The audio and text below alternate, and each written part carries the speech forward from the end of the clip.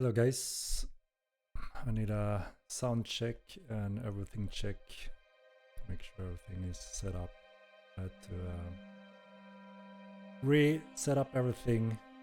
My computer. What the hell? What the hell is going on? One moment. Okay. Sorry about that.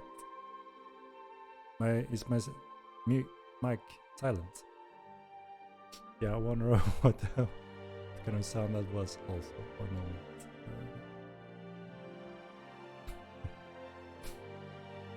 moment. Okay, let me know if the mic sound is good enough now.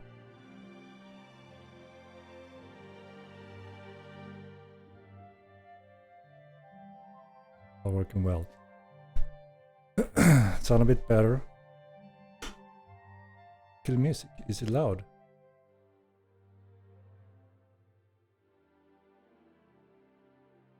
Or are we good now?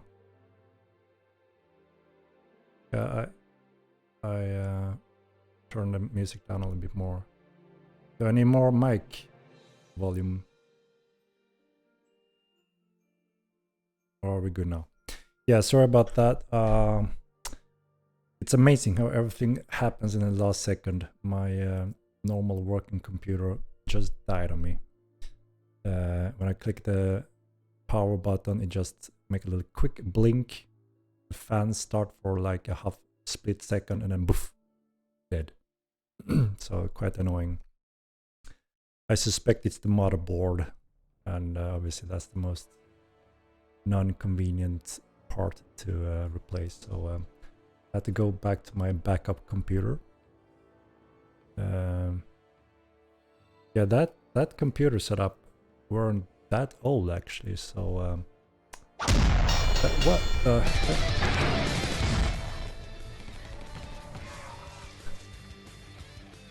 Okay, I think I've did you hear that music, guys? I assume you do, right? Yeah, I think I have some strange music bits. Let me take a quick look. Like I said, I had to set up everything again, and it seems like some of these sounds are not correct. I'm not sure. Let me okay, that one is normal.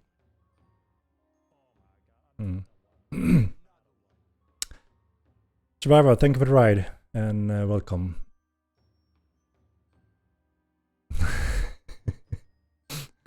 I'm not sure where that music comes from. I have too much stuff running. I'm trying to figure it out, guys.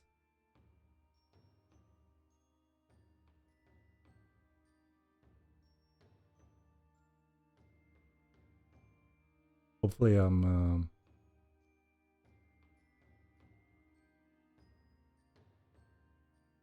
good now. Let's see. All right. Mix still low. Let me boost it and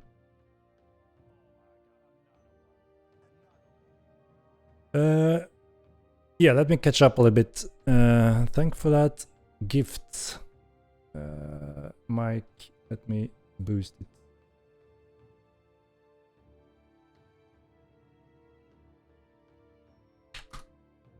Is it better? I hope my mic is better now.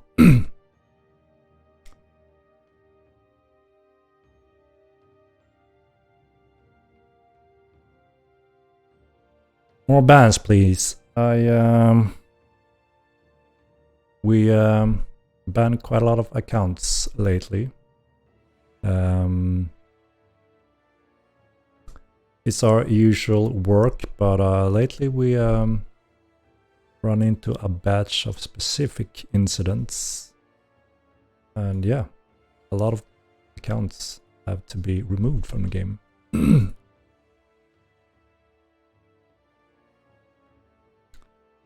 Okay, sound is better, great.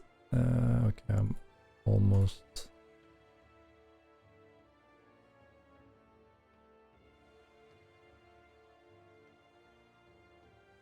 All right.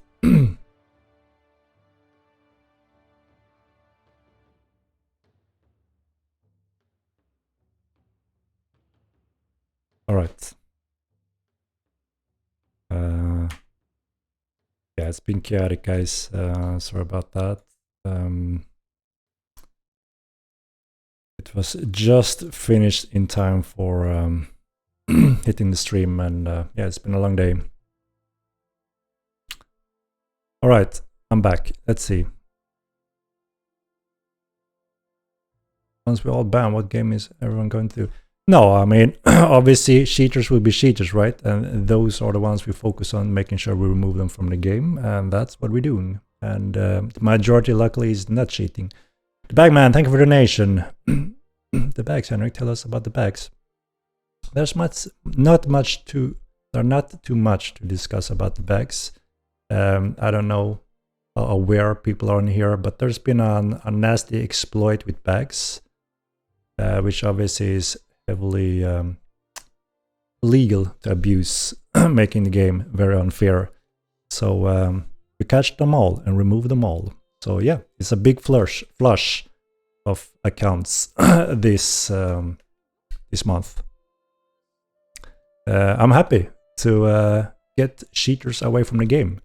So we're actually very happy in the team to improve our systems and cover the system and security in a better way.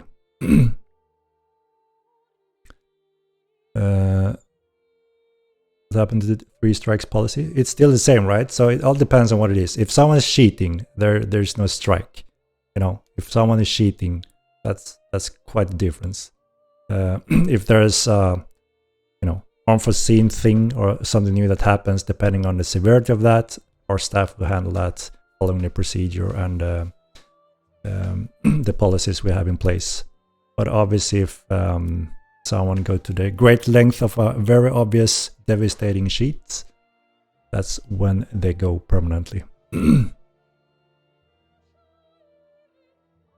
What happened to this 3 strikes policy? Like I said, if you cheat in a game, you know, heavily stuff like dupes, bags, cheat software, that's devastating for the game and everyone around those players. So there's a 0 tolerance against those things, obviously. And we take very hard stance against that. So yeah, a friendly reminder, if someone think that everyone is cheating, so I should also never do that, because you're gonna get removed from the game, and that's it, you know. So yeah, we got a lot of people being removed from this game as of late. Yeah, some bags have been involved, that's for sure. But yeah, no mercy. It's a shit in the face of the developers and the players. So obviously we are very upset when we, get that kind of experience, and we obviously need to make everything we can to remove it. How many accounts were permanently banned for the bags? I don't have the exact numbers. Maybe we will do, we do some monthly updates on this every now and then, right? And maybe there can be an update on that publicly as well.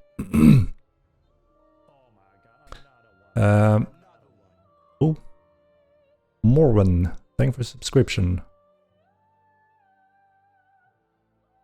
There'll be new music for the game for different locations. So we have the music soundtrack that are actually biome-based, region-based.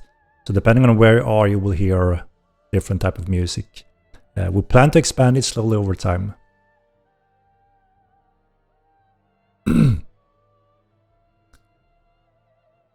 Long as the bag is played in the game. I don't know exactly the details of all this. We have a whole staff that are daily working on monitoring economy, exploits, cheats, all of that, right? We've actually been expanding that team and also expanding on it system-wise, tool-wise, and all that. Sadly, it's something that requires a lot of attention from the development, but it's necessary to protect the game and the players, right?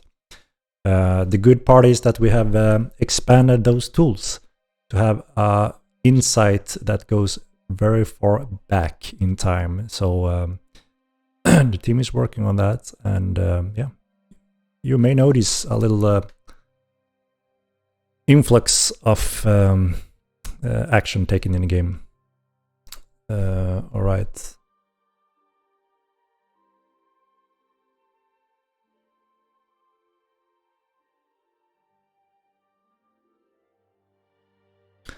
And ever plan to make old people look old? We discussed that early on, and there are some ways where we can make you look older, yes, but we didn't have time to make that system. Obviously, it would be cool to see if you're 60-year-old or if you're in the teenager young age. But yeah, not now. Good to hear, ban them all. Yeah, I mean, like I said, we're all very... we all get a slap in the face when someone is trying to cheat, right? So yeah, I'm actually very happy that the team have made very strong progress in this field.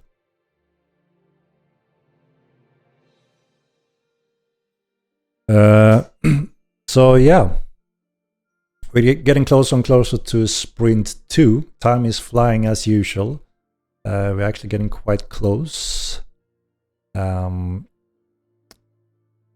And then, you know, we're rapidly progressing towards those big, exciting features many of you have been waiting on. We're working on multiple areas to make sure we can deliver these sprints in a proper way. So far, things are looking good. Like I said, I always want to make a little small, what do I say it, disclaimer that if something is, if we feel it's not good enough or tested enough or there may be problems, I want to make that disclaimer. If we need to tweak some of the dates or rearrange some of the focus areas on the roadmap, that is still something that could happen. But we try to obviously stick to the roadmap that we have publicly as close as possible. And like I said before, we don't mention any dates because obviously we need to make sure we deliver good rather than stressed out.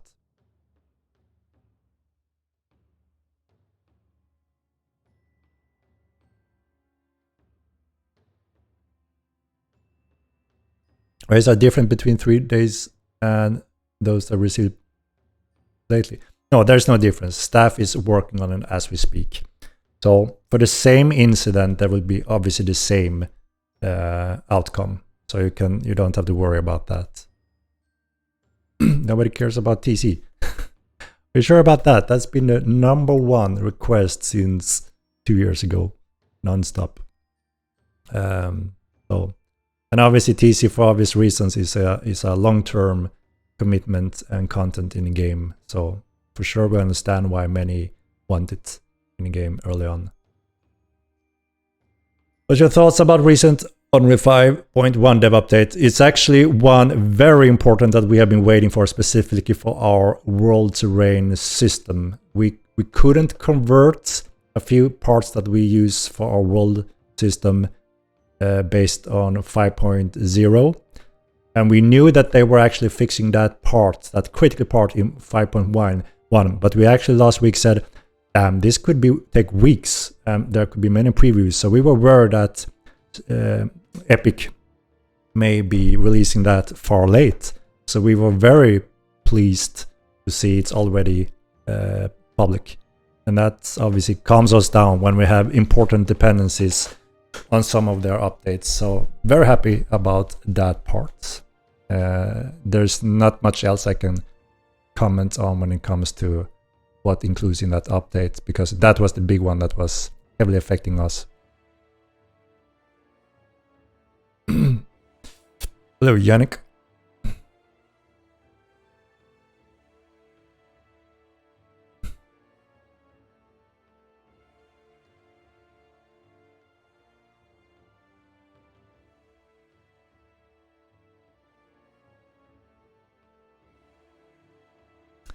No, the whole community won't be banned, obviously. No one has anything to worry about if you just simply play the game normally, and if you think something is broken or this doesn't seem right, I don't in a full loot game, I don't lose my items. That's kind of a red flag, right? And if that happens, obviously you shouldn't be abusing that, because that means one thing: you're cheating, and punish will come.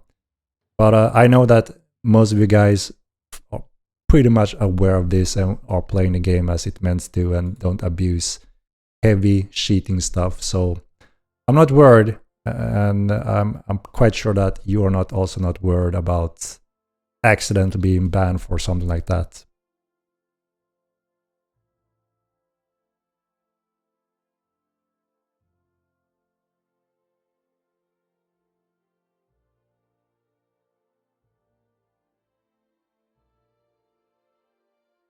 Then the elementalism be released at all, at once, or in batches. So we are working on those areas already on a daily operation, and there are multiple developers involved in many of these main features that are listed on the roadmap. And like I said, we try to, we're not gonna release elementalism like half finished, half polished, and that's it, and then we move on something else. So there are either two options, right? Either we cover it fully in time and we feel confident and happy with the state, and we will release that. Or, depending on the timeline and how everything looks with the team, we may need to decide that, okay, there are several components included in elementalism, and if it comes down to, depending on how delaying different parts of the roadmap, there may be suitable components that are we can have separate in the patch after. So it could be split up in two patches, as an example.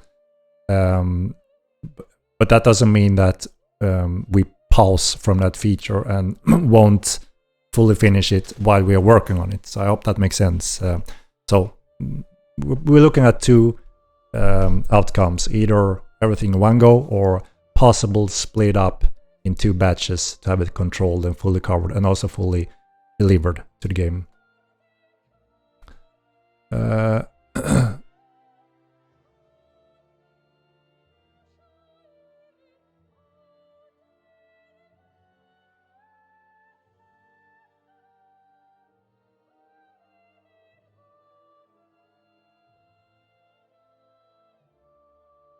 Say smoking. No. It's quite easily to identify if this is a bug in the game. It randomly happens, and even everyone could accidentally do it without knowing or anything like that. Obviously, our staff look into this. If this is something on our end, when we obviously clearly need to adjust this or fix this or whatever bug that may be, obviously we look into that very carefully. I'm talking about clear cases here.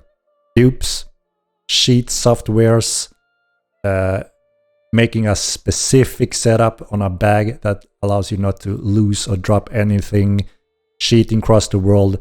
That's not a mistake. No one does that without knowing. I'm secretly cheating the game and everyone else, and it's devastating for the game, but I'm doing it anyway because Star Wars won't find me.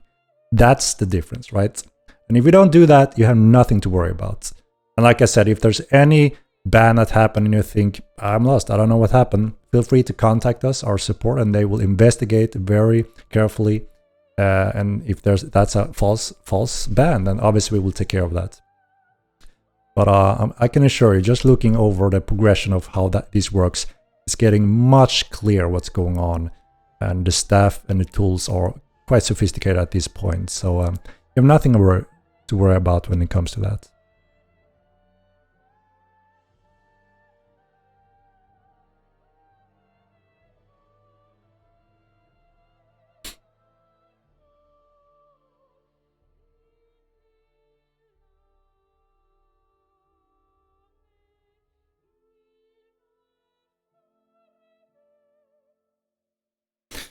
Are you guys going to be doing optimization for new generation of graphics card? AMD chipsets might need different work to get most out of them. So we don't prioritize specific coding for the specific chips, cards, etc. We depend heavily on Unreal Engine 5, what that supports, and then obviously there's usually a cooperation between, for instance, NVIDIA and Epic Games Engine to make sure that there are good support. The function in DLSS, for instance, stuff like that, have easy access on Unreal Engine. So we rely on that, which is quite powerful, because that means we can focus more on the actual game development rather than specific hardware optimization. So we rely on Epic Games, AMD, NVIDIA are doing a lot of work there, which they are doing. Epic want to support everything as effectively as possible. So that's just beneficial for us and you user for those hardware. So whenever there are proper plugins or support, we're going to make use of that. Vike, thank you for the donation. Henrik, could you please explain the extra step to control and then maybe remove it for smooth summoning? Keep command on that, of course. Yeah, so we have got that feedback a little bit. That you mean if you're summoning an undead, that you already control it instead of casting one more time. That was actually my original design, that you control it automatically when summoning it. But me and Matt's discussed some interesting outcome that, all right, let's start it fresh without control. And that's why there's an additional step for that. We did increase the efficiency on that spell and making it faster and easier to cast it. But if we notice that it's still just annoying and there's no good reward for having it non-controlled, we may just make it auto-control at summoning. So, you know, we're open for that for sure. We just need to finish the work we are doing right now with elementalism before we may do another session of quality of life stuff like that.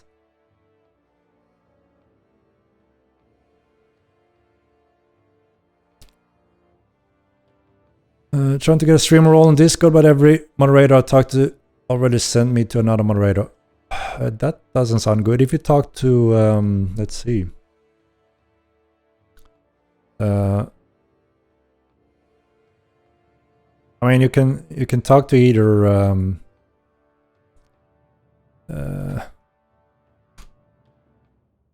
either Tycoon. If they cannot help, you can talk to Discord, I guess, and they will point in the right direction. That shouldn't be a problem. I haven't heard there are problems there.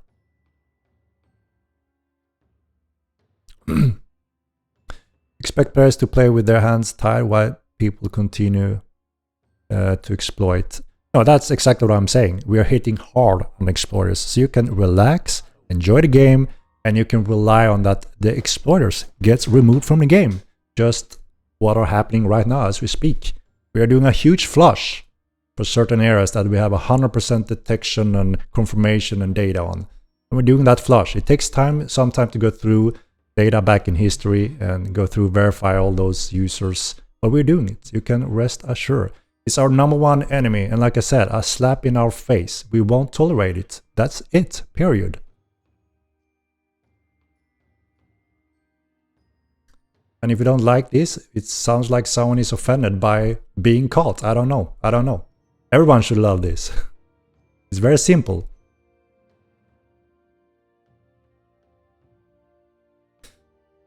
Rasmil, thank you for the prime.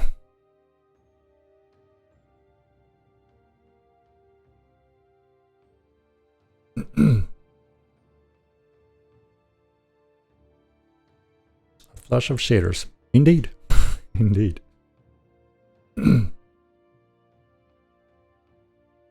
Do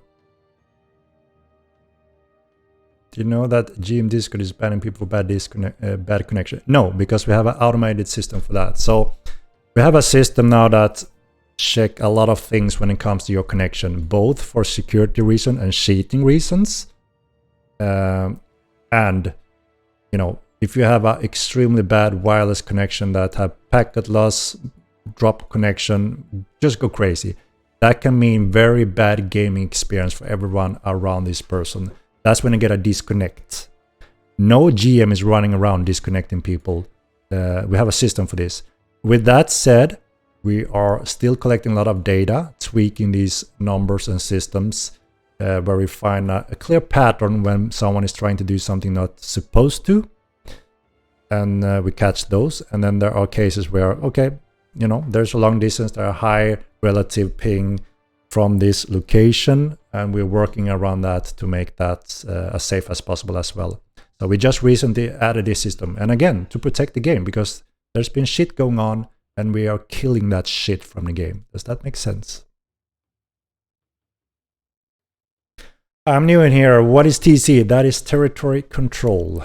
So you can see that on our roadmap on our website. That is one of our big features in end of the roadmap, or close end of the roadmap. Oh my god. Another one. It's good to catch, but how to keep the cheaters out? Yep, exactly same as everything else. It's a work in progress, and we have to continue that work. Because like any other online game, there will always be new crap and shit and stuff that people are trying. That's never gonna stop. That's how internet work, right? And we have to keep spending resources and time in exactly doing the, against this, working against it. More tools, even more staff that will handle this. So we just keep on working as hard as those that wanna sabotage for the rest of us, right? Appreciate the hard stance on the bullshit. +1 for Stalt. Quite a few big wins lately. Yeah, I mean, it should be quite clear that everyone agrees. What we're doing when battling this crap, obviously, is for the good for the game, and everyone obviously should be happy for that kind of work and progression, right? So I'm happy that you notice it as well, just as we do on this side.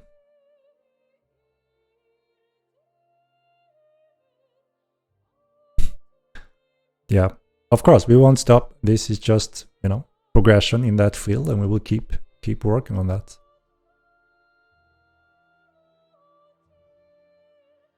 And of course, it's good that we progress greatly in this field now before the actual Epic release, when things may crank up again in terms of more population players. I think it's clear or important that there's a strong stance against these player offenses, that the whole community and players that are interested see that we're never going to tolerate it, and we're always going to spend resources in that area to make sure that people can enjoy the game. Yeah, we're looking at GeForce now. We have got a few reports on that Biffinity. So yeah, like I said, we are still working on that system. Oh my god, another one. Meshuga, thank you for the subscription.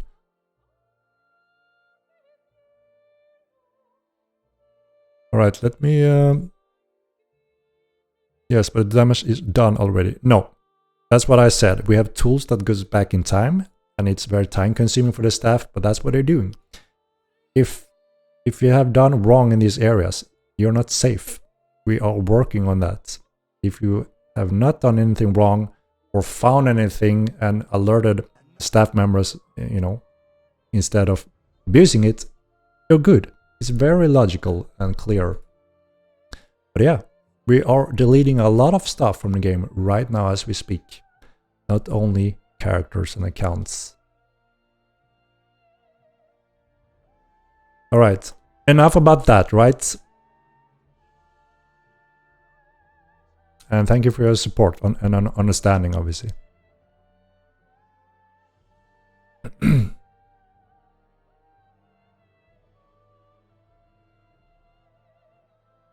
I'm gonna jump down a little bit, so sorry if I'm missing any important here. No news about AMD's FSR. Like I said, I haven't looked into it if there's similar type of support and plugins for Unreal Engine 5 that we have for DLSS from NVIDIA. Then I don't see any problems in supporting that as well very efficiently. But I can't say without looking closer or deeper what the actual status is when it comes to FSR in Unreal Engine support. The giveaway haven't started yet. You see that current topic, we are in the introduction and updates, and then I will go through those steps. When I hit the MO key giveaway highlighted, that's when we will run the key giveaway. So in a moment, I will tell you when it's time to sign up. That.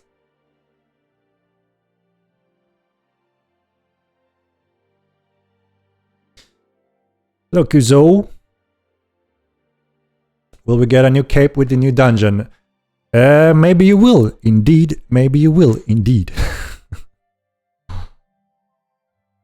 Obviously, we noticed that people like the capes, right? Collecting, trying to catch them all, and having those cool capes. So we have some plans. Morrowind music. This is actually Mortal music.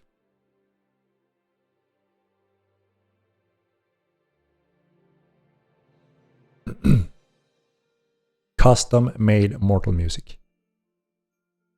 And what about Siege? Any news on that front? No, too early still to discuss about details. There's a lot of work being done across the board.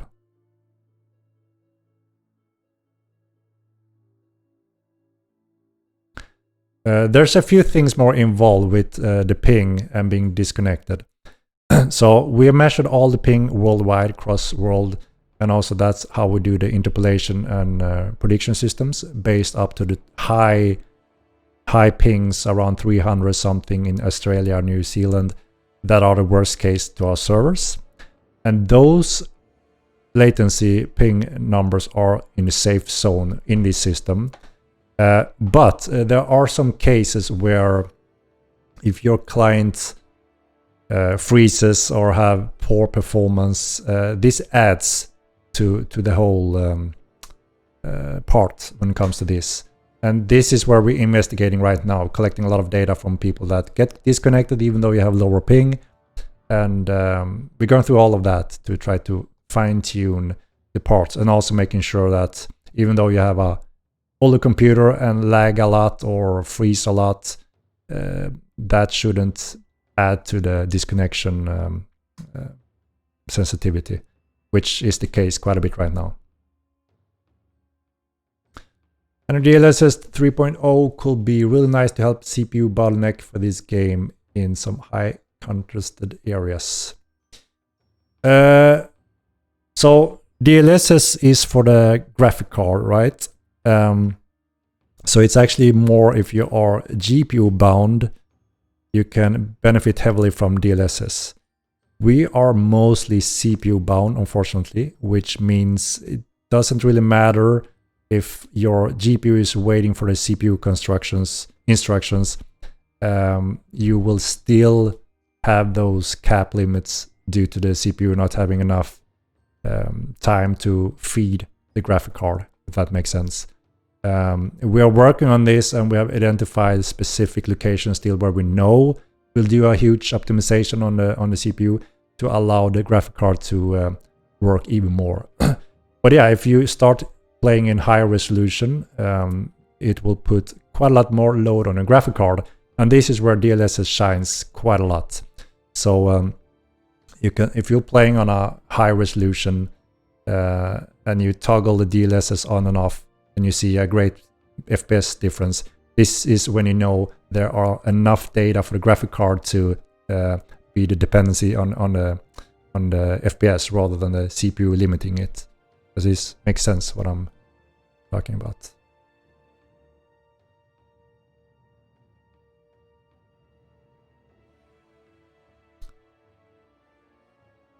Boats or bust? Come on now, we're not really there yet, right? I mean, boats and ships are not even on this first roadmap, as you can see, so I think it's a little bit too early to talk about it.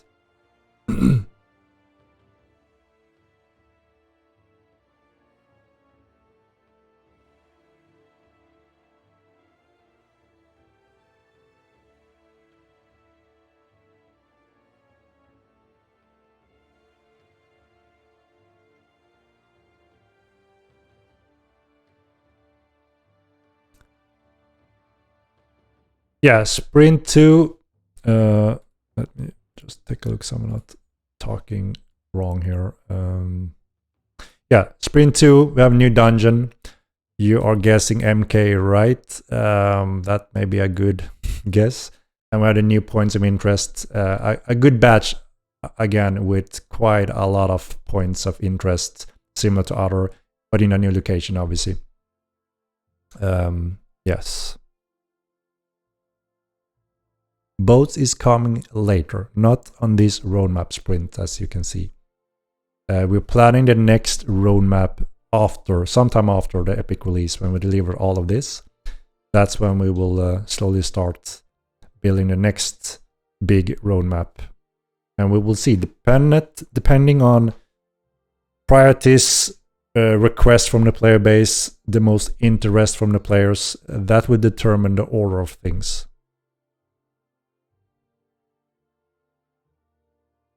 Hotbar shows what weapon is equipped. Yeah, that is a very good quality of life request from you guys, and I fully agree. It is on a list. It's a matter of time when any of our coders may have some time to add some of those quality of life functions. But yes, for sure. Question is when.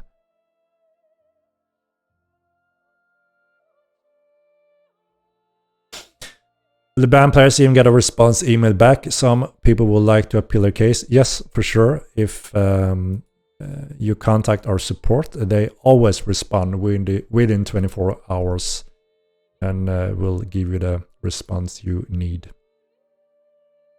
Or look into or evaluate, obviously, what happened. Are we getting an actual new dungeon or copy and paste sewer? We don't copy and paste any of the sewers or dungeon, as you can see in the dungeons and sewers. We have been building very hard on this next place to make it, again, fit the world, fit the lore, fit the nation, and have some interesting loot.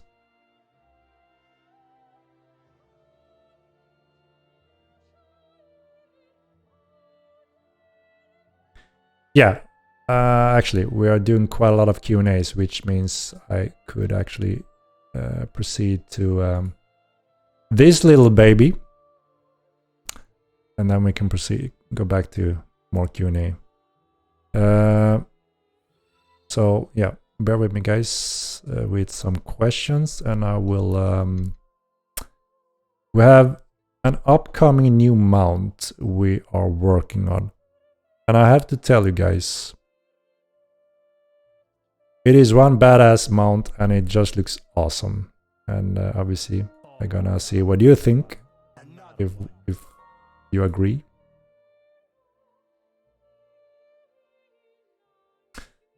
The Comet Man, thank you for the subscription. More Animal Spawners Fund. more Animal Spawners Fund. Fund? What do you mean with that? You want more animal spawners? Yes. Over the upcoming patches, you will also have more creatures and mobs spread out eventually. We are populating the world a little bit more, especially in more empty areas. Look at this baby incoming. All right, let me show you what I'm talking about. Remove that. And bam! Bam! What do you think? What do you think, guys?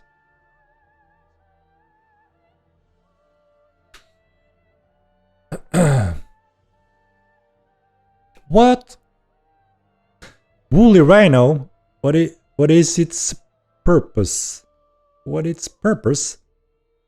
So this is our old good friend. If you remember our old teaser from Molten 1 many years ago, when a Tindremic knight rides out on this beast through the gates. He's back. He's back. So obviously this is a huge creature. Very strong. High strength. Very tough, tanky. Obviously a little bit slower and not as agile. But it has powerful carrying abilities. And as you know, getting closer and closer to TC, you're gonna need either wagons or beefy carry abilities to be efficient. It can attack also, yes. So obviously, this will also be a very powerful or useful transportation of heavy goods, stuff like that, which will go down with TC. So obviously a little pack horse, you may have an army of those, or you can have a group of these with bags instead.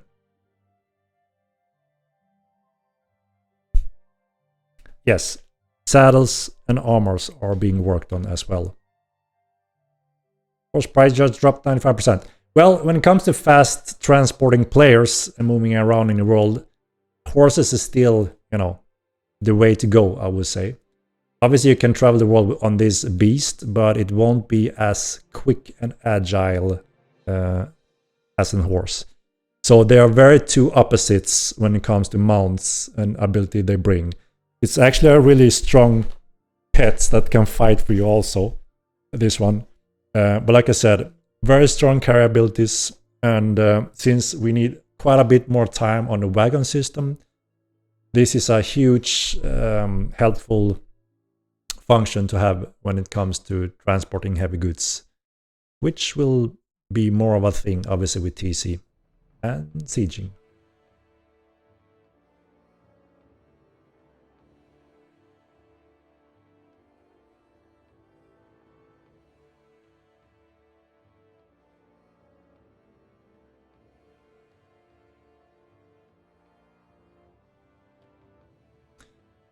Or dismount a mage, and these ones, I mean, there will be multiple ways to dismount a player and knock down a player.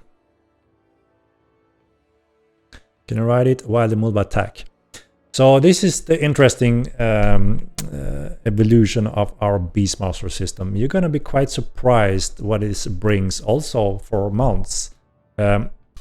Horse, and obviously this one as well, gonna have the similar special abilities as all the creatures will get with the Beast Mastery. And this will most likely also obviously grow over time the more stuff of this goes into the world. And yeah, I mean, the horse is not really used for fighting for you. It's not very effective if it's running around biting people, right? But, you know, it make quite a powerful kick straight back.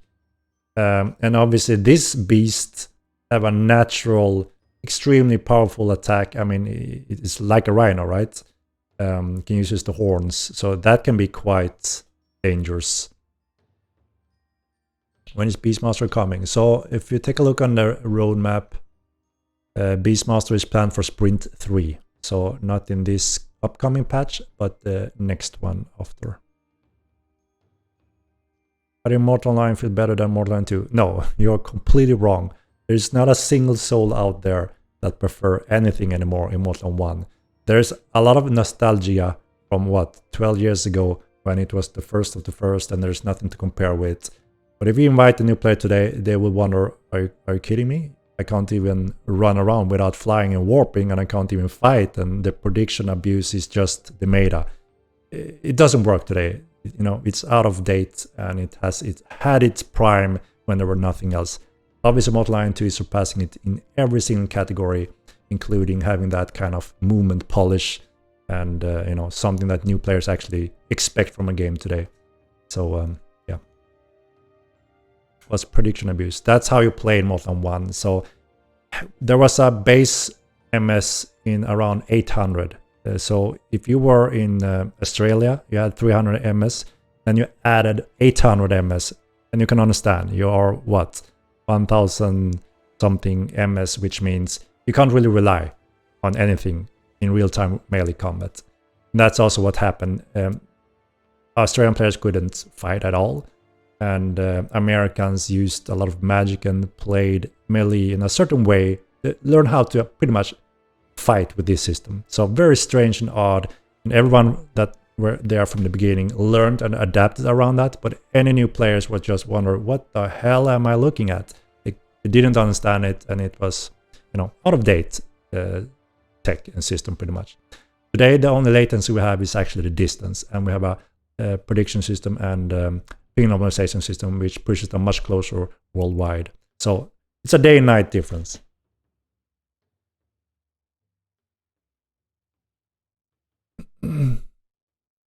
Must it make it possible to ride wild boars? All creatures suitable will be mountable over time. What's the name of this creature? It is the molva beast species.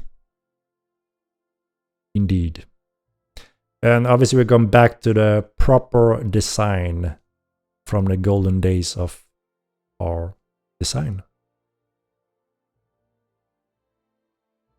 How big is this new beast compared to a horse, it's quite a lot larger. I think a good base comparison is a big rhino, but this one is even taller and beastier than a rhino in comparison. I mean, you will soon see it next to players and other creatures. But yeah, it's larger than a horse.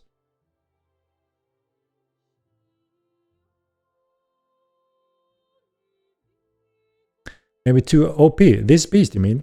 I mean, obviously we all know speed is a very powerful thing in this game, right? And obviously the big penalty on this creature is speed and agility, right? So that's the pro and con, right? Strength and some fighting ability, tanky, carry abilities, but it's not agile and it's not very fast. The climate do they live in? So this is the mid-central steppe type of molva. There is one other species coming in that we're not showing now, or it's the same species but a sub-species, or whatever you call it, and it's larger, and it comes from the north. That's all I can tell you right now. The game be on Unreal 5.0 or 5.1. We are already stepped over to 5.1 since yesterday, and we absolutely needed that update because they're a very critical update in this version that we are dependent on. We were worried it will take a month before it arrived, so we are extremely happy to see it being public already. So we are very happy about that. Snolva, indeed, Pat wins the Snolva. Winter molva. Yeah, of course. It's gonna have heavier fur, longer fur, and larger in size.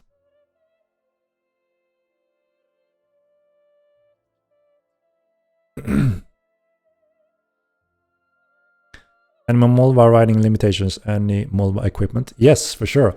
We're creating bags for every single creature where it makes sense that we can fit them on them, including the molva, and also a set of armor for all creatures. So we're already working on armor for the bear families and the molva and the rest of the creatures. Because what's going to happen with Beastmaster is, today tamers know that it's, one of these few creatures, right, that are useful for either PvP or PvE. And there's a lot of creatures that people ignore, right, because they're simply worse due to hit points, speed, and damage. But what's interesting with Beastmaster is that a whole new system is coming, right? And that is the Beastmastery focus, which means all species are getting a few new abilities. So even the weakest or a razorback can actually be used now if you specify in it and learn the skills to use its abilities, because that razorback may do knockbacks that you may want to use for any reason or whatever that may be. You may want to use the spiders to cast a lot of web on players, modifying that factor to make it more drainful for players that have spider web on their legs. Spitting range stuff from some of the creatures. You can focus on being the pack leader of a pack wolf, and if you have a combination of those wolves, you will be able to command them to howl and do specific buffs and debuffs. So there's a lot of interesting component that comes with every single species, which going to be interesting to experiment. What does this creature bring us, and is that something I would like to use in PvP or PvE or in any other circumstances? This thing fit through doors. Yeah, so obviously we try to have quite wide doors to make sure the biggest creature or player can go through there. But along with the zone rules at the latest sprint on the roadmap, there are some important balance factors as well when it comes to who can reach what areas, both creature-wise and standing-wise. So that will be an additional balance where it makes sense and being practical for access for large, small creatures, and if you have proper standings or not for different access to different buildings or NPCs, stuff like that.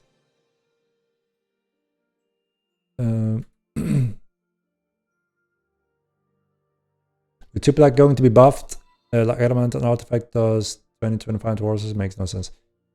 We are working on tweaking all the artifacts and ritual creatures, yes. And we're also looking to add special abilities on those creatures.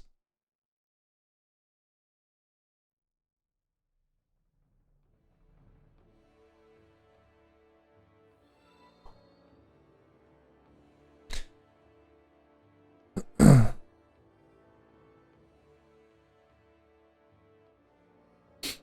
soon can we expect in-house ritual?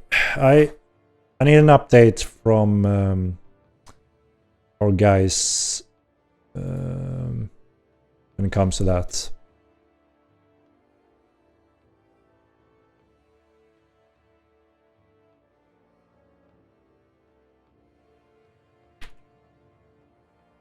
I can't say for sure where we're standing right now, but we are aware that you want it even before the in-house damage.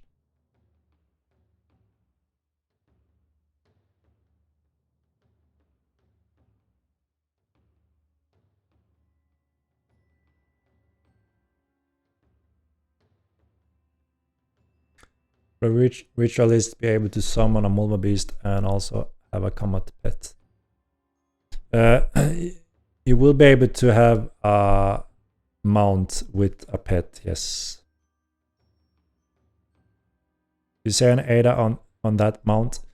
So we are aiming still for as following our roadmap sprint 3.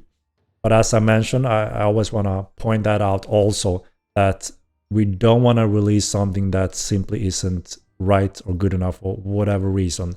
So this is our general direction. We don't have any exact dates, but and we try to update it, obviously, if it's something we want to modify or tweak when it comes to the time schedule.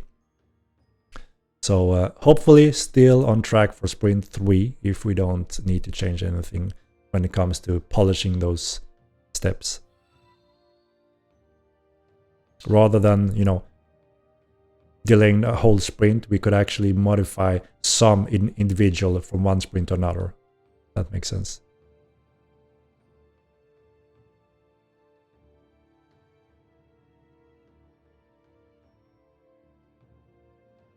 The next patch, again, we don't have exact dates because I don't want to promise a date if we simply need more time or be stressing the team because we have set a date and people will be upset if we don't deliver on those dates. But we're getting close, I can tell you that. We are not far away to deliver sprint 2.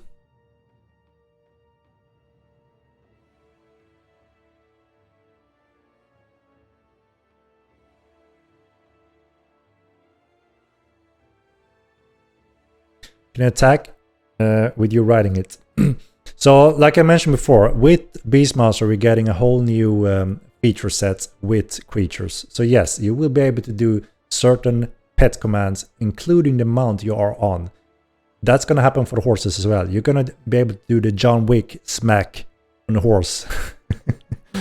And there will be some cool effects along with that. So it puts a whole new level when it comes to using mounts as well. Pets, all of that. And like I said, if you're just passive saying attack and run at the other direction, that pet will perform worse. It will be confused, scared, and see you running at the other direction and not being focused. Then efficiency and power goes down on the pet.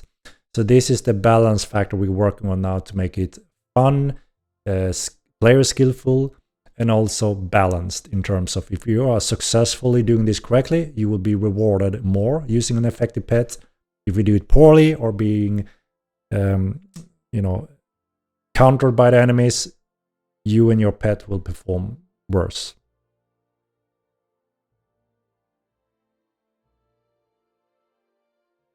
Is that a molva? It is indeed a molva beast. It is our new next-gen model of the molva beast, going back to the original design.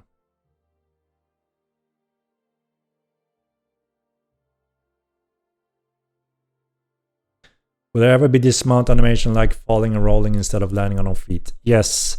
We are working on the knockdown function, but that is a huge and complex feature. So that is also the reason we haven't put it on any of the sprint currently, because we are not sure where it fits. We can also take it in steps, like mimicking the knockdown without the animation states, but still limiting you from actually accessing the mount in a more efficient way. But obviously that won't visually represent that you are on your butt and you have to stand up again and then mount again.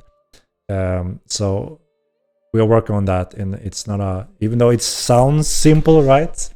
Knockdown animation, it's not simple. There's so many components and tricky aspects that involves making it work and look good, and yeah, just work.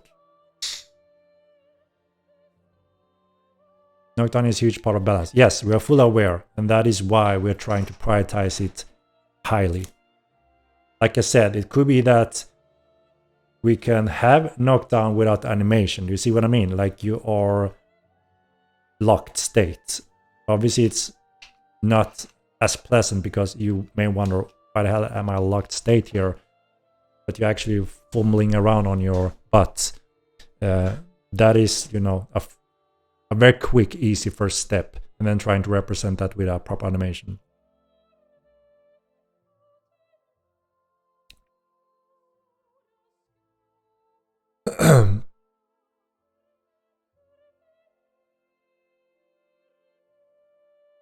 Put me on a motion capture shoot, I would do the animation. Yeah, I mean, just doing the animation is actually one of the simplest steps. Obviously, it needs to look good, right? But the tech behind it, the system behind it, how it works and how you fall off from the different mounts, different heights, different positions. How are you falling in air when you're falling forward or back, when you're in speed or standing still? You see, there's so many combinations that you're gonna see it. Okay, this won't work. This will look bad. We need another solution, and so on and so on. We had it in the first game, and it didn't look that good. It looked funny. People laughed at it, and we don't want to do a Monty Python meme here, right? We want to try to make something that looks cool, believable, and interesting. That's why it takes time to do it.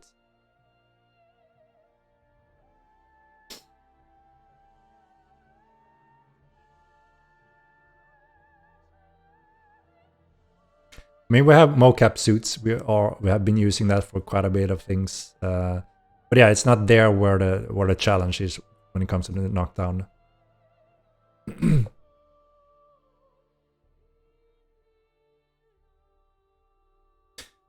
We haven't decided order of the upcoming continents. There may be an option even for you to vote between a few ones. Again, there are options where, for instance, like what school, what feature, what continent do you want first? And the community can vote on that, and we simply pick that. Makes sense, right? The more people want something, the higher priority it gets. Why not just put a placeholder? Like I said, the placeholder would be you are locked. You're standing there locked. You can't mount again. You can't run around. But as you can understand, it won't feel good when you're just locked, mimicking that you are rolling around on your butt. But that will be the first quick step. Placeholder for the real animation, pretty much.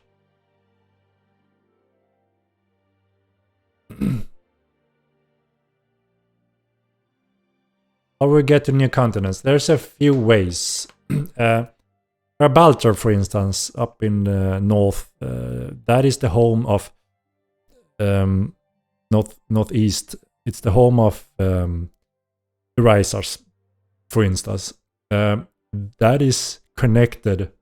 That continent is connected, but it's sealed off by the huge gate. I'm sure you have seen the gates at the Gibraltar borders. So whenever those gates are being opened or siegeable, that's when we want to have Gibraltar finished and accessible. That is one option. We can have a ship that takes you to Lycator or Mothar, depending on what name you want to use. We do have the bridge planned for accessing Nordvelt and Saruka. And we have the ships planned for accessing the sunken continent, obviously.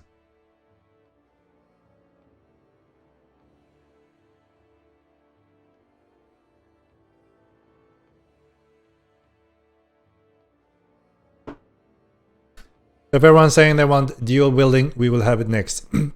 That could be a thing, yeah. We are totally open to have a discussion with the community. What of these areas would you like to have in the game first? And if we see overwhelmingly majority wanting this and that, we can focus on those on the upcoming roadmap. So yeah, it's possible. We can choose certain combat focused stuff, magic school, and obviously continent. We can list those areas where it's suitable for you to actually pick one out of 2 or 3 options, and whatever you choose, we see the majority want this and that, we add that on our pipeline on upcoming roadmaps.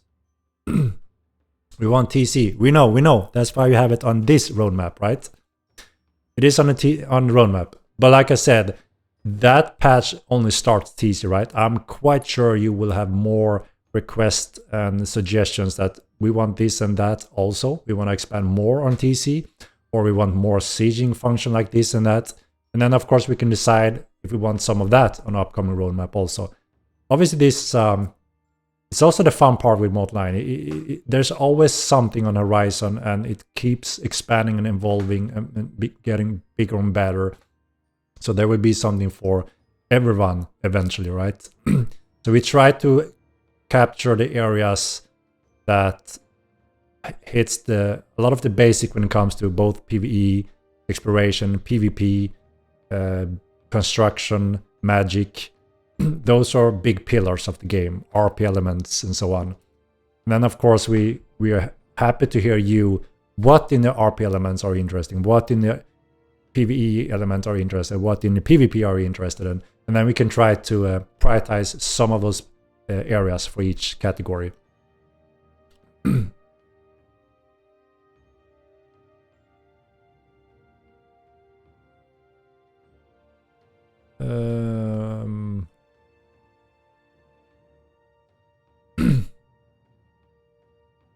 Any plans on changing how magic works? Even every mage feels exactly the same right now.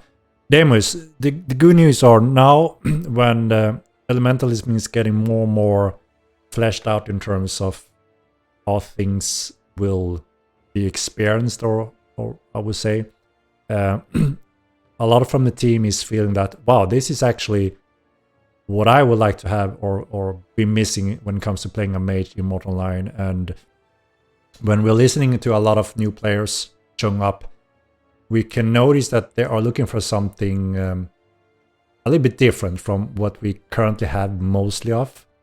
So I can with quite certainly say that many mage interested players that want that as their main style, to be efficient, to almost like a melee fighter but using the magic way, I think they will be very happy with what elementalism has to offer, because you will be able to play a very wide type of mage, and you can specify it also in different types of what type of elementalist mage you want to go for. There's a few different styles and options, which makes it very cool and interesting. And of course, what we heard most of the players asking for, real prodigy ties, you shoot them and you can dodge them. That's exactly the core rule behind elementalism. So I think everyone that are the slightest interested in playing a mage will be very happy to see elementalism as the next school. And that is why, we are doing elementalist as the next one, because we have seen the high demand from both new and players. I want real prioritize. Can you, can't we have that? Can't you change the specs to be like that? No, we don't change what we have. We actually implement that school next. Mage will have teleport like in Ultima Line, and there are a school that will have the teleport spell similar to Ultima Line. So it's coming. It's just not in one of the current schools we have in the game, or it's not in Elementalism either.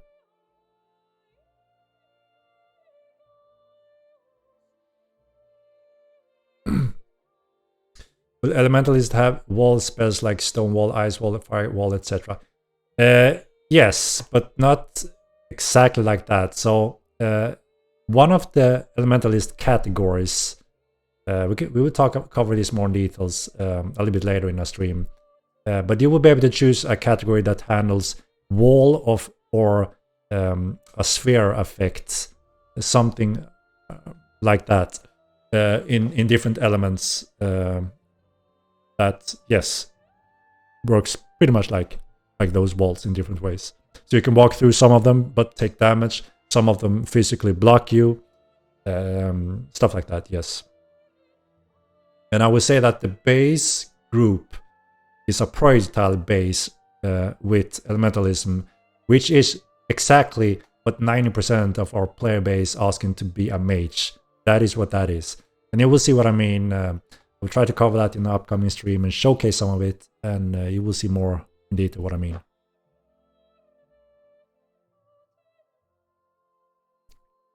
Please don't split the spells into more primaries. So now when we look at Elementalism, it's a huge school and it offers very specific large group type play styles for the Elementalist. So it makes sense to have some option there. So you can choose to be a pure caster if you want and have that as a cheap cost, similar to Ecumenical. Or you can be a fully fledged Elementalist that does all type of control with Elementist and will have to invest a little bit more skill points. Or you can mix two of them or something like that and know them either good or half good, depending on what you want to access. And that's the beautiful part with it, I think, that you can go all way or halfway or a mixed way and don't have to commit all or nothing, you know, to do it well. And like I said, it's all gonna be more clear when I have that stream, when I go through why this is very interesting and exciting for mage interested, and also why it's suitable to have some categories that you can choose to invest in or not. Yeah, I'm dropping behind again. Let me continue with the giveaway, guys, and then we can continue with Q&As. I'm forgetting about the topic here, guys, so thank you for reminding me. Let me see 1 second. Wait.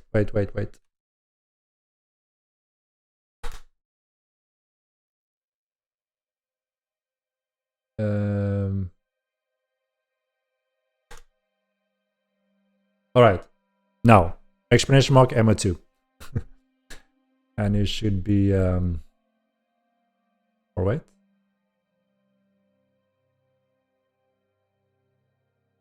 Come on.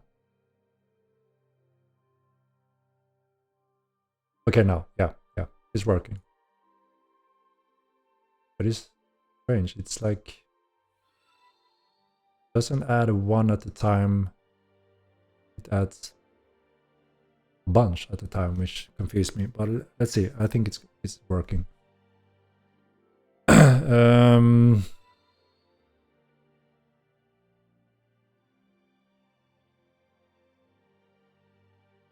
Or is it? Yes. It's just slow updating. It's strange, but it seems to be working. All right.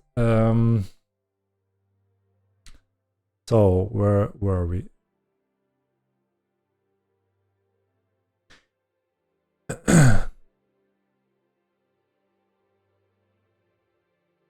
90% of the community wants to play mage. I lol.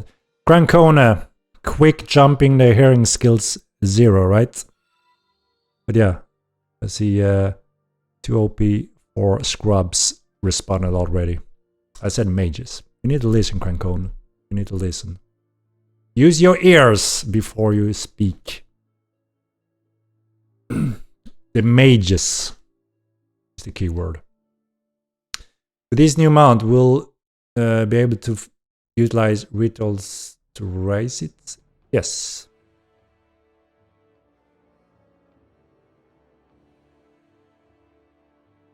We'll explain more about TC and what all will it bring the game. So I do also plan to have a stream session focused on TC and sieging, but a little bit later down the road. There's still a few question marks, design decisions we need to iron out. But in general, we have a very good update that changes quite a bit from the old game. So we have quite a few years of experience with the TC in Mortal 1. So we could see what worked well and what didn't work well there. You know, a lot of the things were very exciting and just awesome the first month. And then quite slowly it changed, that it became more and more not as fun or convenient, and more abuse of some of the mechanics in different ways that simply didn't make it good enough or fun enough. And these are the things we want to try to make use of, and those things that we know was problematic and people didn't really enjoy, we want to rebuild those parts. And I think that what we came up with now is a very good way of how you take control over the world areas and how you expand your lands by using structures and assets in a specific way. So I think it's a very good upgrade, and like I said, we're gonna have a debate or dig deeper into that later. And obviously, we are also keen on hearing the majority feedback if that's something that also excites you the same way we think it's a good improvement to the game. So we will try to make that happen soon. Same thing when it comes to the siege mechanics. So there are a few issues, you know, the all or nothing, the ninja sieges during enemy sleeping hours due to the different time zones, and just the huge grind of transporting all the boulders and just sit there and shooting hundreds of them without really, you know, some parts wasn't as exciting until, you know, enemy run out and it brought a huge fight. So there's things in those areas also we want to refine. We want to make defensive and offensive sieging and attacking be more exciting, interesting, and cool and balanced. And we want to create that semi-artificial window where it's more efficient to destroy assets and siege keeps, with supply lines, cutting supply lines, adding more skirmishes, small fights that can go on and off quickly and efficient without preparing for weeks, and then all or nothing. So I think we are pinpointing more interesting components that are going to promote interesting and fun interactions between players in that way. And also we noticed, obviously, with the huge loss when one side was defeated, everything destroyed, you know, months of work, of resources just completely destroyed and removed from the game. That often brought a huge downtime for the game population. The whole alliance or that side took a break. They lost everything, exhausted from defending or doing whatever for X amount of weeks or even month. And the downside from complete destruction was quite fatal as well, both for the players and population. So that's also an area where we focus to give better options, so that will probably hopefully not be the, you know, the big strike and big loss and, you know, pushes players out for forcing people to take a long break. We want to try to promote more meaningful, interesting interaction in the game at all times, rather than a big all-in out, you know. So that's just the general picture of what we are focusing on to tweak compared to the old system.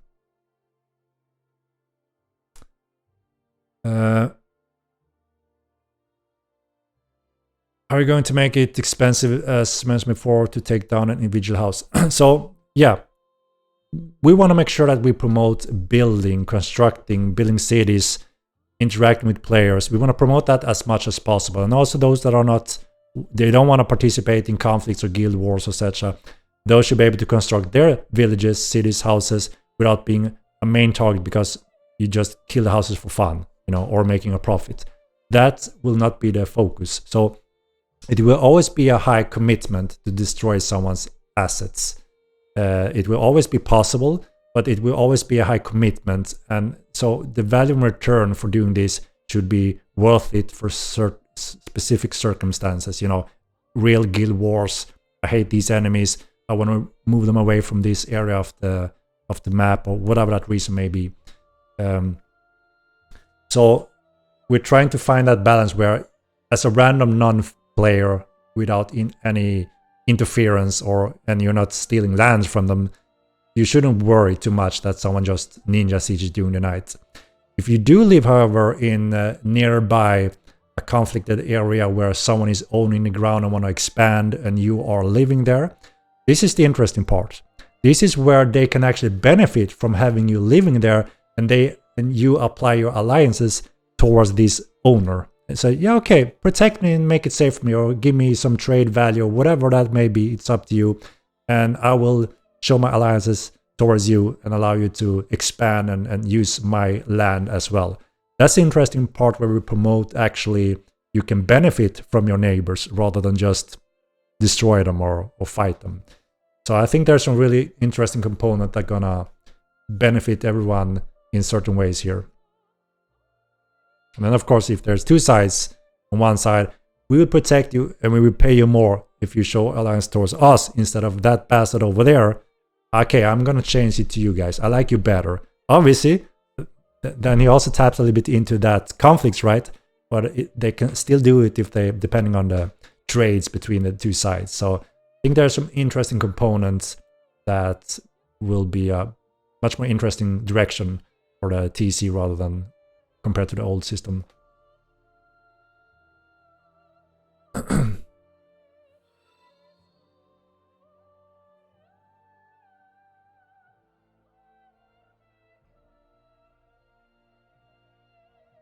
This game came out a year ago, and almost most systems are copy-paste from Modern 1. No. Nothing is copy-paste from Modern 1. Absolutely not. So the whole core and network system and pretty much almost all the features have been completely rewritten from scratch. You recognize the function outcome from a lot of it. You know, the skill system, I mean, there's been changes in that also. I mean, there's quite a few changes in everything.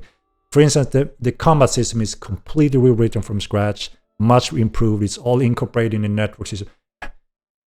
There's nothing comparison. It's what you can compare is the IP, right? The lore, the world. But everything has been rebuilt, including the whole world. It's 4 times larger. So no, that's completely false, Koof. There's no copy and paste. It doesn't work like that either.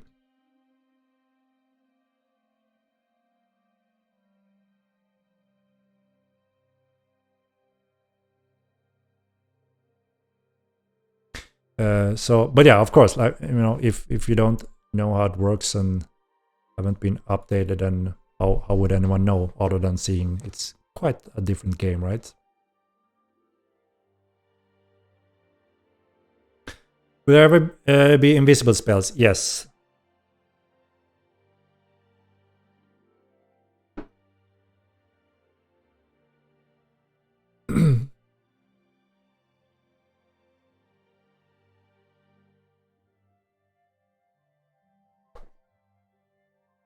With a chunky fur boy here, we see in the background require pet point equipment crafted to spare. So we're going through the whole crafting system as well, because now we're adding armor types and bear types for all the creatures. So we're trying to refine that part, how you cover that without spending obviously one primary per animal. That's not really something we want to do, but it will see a refinement of that. But yeah, I mean, this pet here is obviously a very powerful pet also, even though it's slower, not as effective as the horse to make, you know, ride around in the world from A to B. But it has a lot of strength. It's like a, you know, like a rhino, close to a campadon in some ways. So obviously it requires more cost when it comes to using these pets. It's not as cheap as the pet points for a horse, for instance. Horse is more like a common quick, efficient way to transport. And with the Beastmaster function, you will tap into even more efficient movement and transportation using the mounts. You may not tap into all the special abilities for horses if you don't invest a little bit in Beast Mastery, but there will be at least one, I think, or two even, that will allow you to do some nice boosts overall for the horse transportation moving around in the world.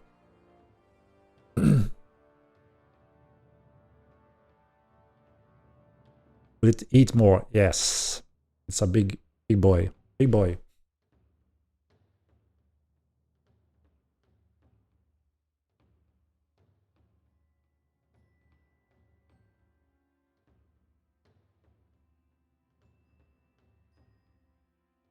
Do pets ever get a self-defense mode? Yes. With Beast Mastery.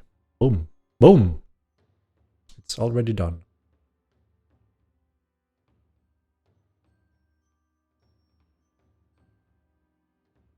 Any plans to improve weapon handle or player collision to not feel that weird the combat when people get close to each other's? That's been a work in progress and tweak for quite a while. And yeah, obviously the goal is to make as much player skills involved as possible. And obviously we don't want it to feel annoying and constantly punishing. There should be a balance where it feels great. I made a good hit, I made a good performance here, and I also get rewarded for doing that, right? And then you can do, okay, that was quite crappy. I did that poorly, and therefore also the result was a little bit worse. That is the baseline we're aiming for, right? So we always try to gather feedback and see if there's room for any tweaks in that area also when it comes to collision and handle hits to just make it feel improved and have proper player skills still. And here, the lightning storms increase loot luck.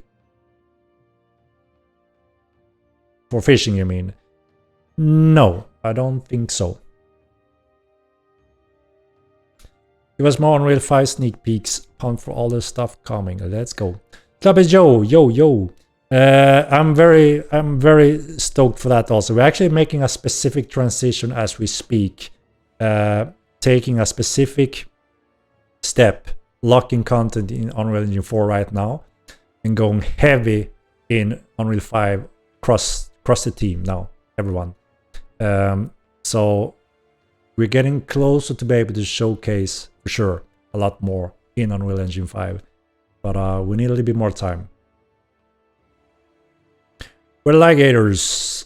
Not yet. We will see when we have the ligators.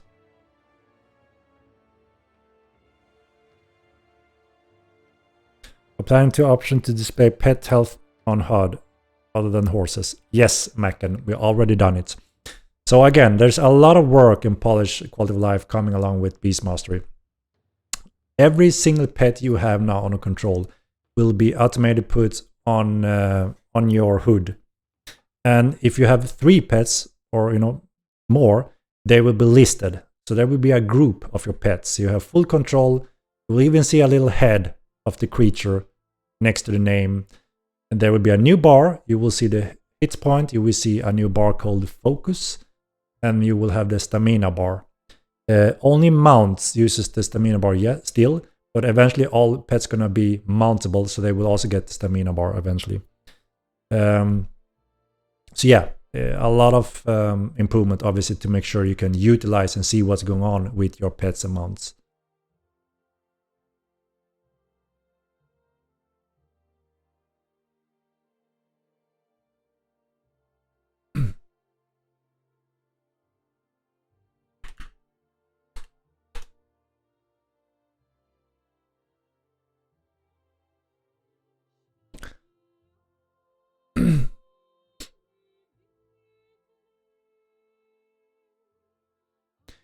We're missing the buffanoids, the toads. That is correct. Yeah. There's a few things coming later also, yes, along with also from other continents. Please quit nerfing things. Yeah, we actually have a very important rule, and that is that we don't nerf things. we do look at things that are never used or underperforming and actually do small buffs or adjustment in those instead. So we have a general rule, and that is we do not plan to make big nerfs in current content. We obviously if there's bug or obvious issues, we need to address those. But we try to be very careful in terms of making sure there are a lot more options and those underused weapons groups, for instance, that are never used, those are targets. You nerf mages all the time. Well, if I ask someone else, they say we buff them too much. So, obviously we always have that who's right, who's wrong, the never-ending story, right? That's never gonna go away, I think.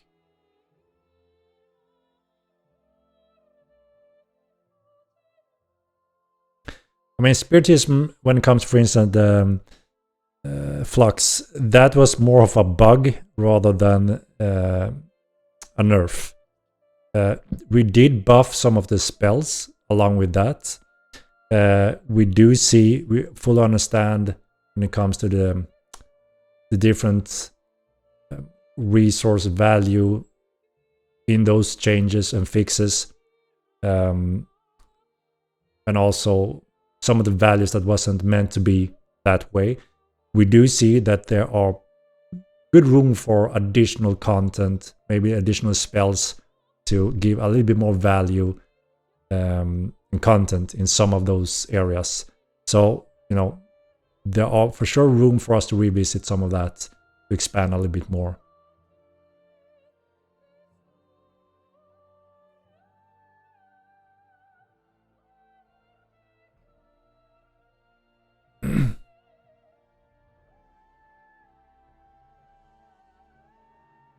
Yeah, necro ritual or under balancing. So you will have an update on that again. There's some important updates, are also additional content to it. So it will be more to that very soon.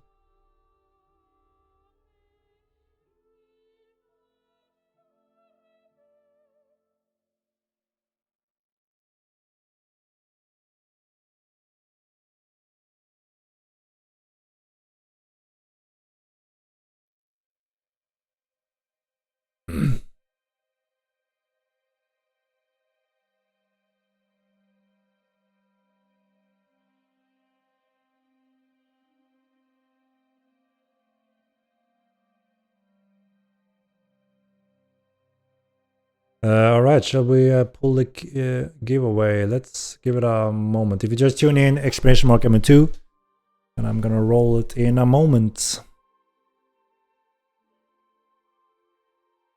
When do we get bats? So bats are flying, right? We don't support flying or swimming creatures yet. We want to implement those in a good way, an interesting way, and we have great plans for quite sophisticated flying creatures, especially when we're reaching the tier 3 AI, the upcoming world creatures such as a dragon or similar. Obviously, we need to take some of those steps then also. So that is part of the AI and PvE developments that are constantly being polished and expanded on over time with different types of focus. So you will eventually have flying creatures and swimming creatures. Obviously, we want swimming creatures along with the ships and the sunken continent. There's a lot of synergy and connections with a lot of the content and features where it makes sense to have support for that. I can't say for sure when it comes to the order of the light gators or bull horses. We will have to see after this little baby here, the molva beast. Yeah, there will be eventually more variation to choose from when it comes to housing. We have the generic style now, I would say. And then there will be more specific styles inspired from the different clades. Yes.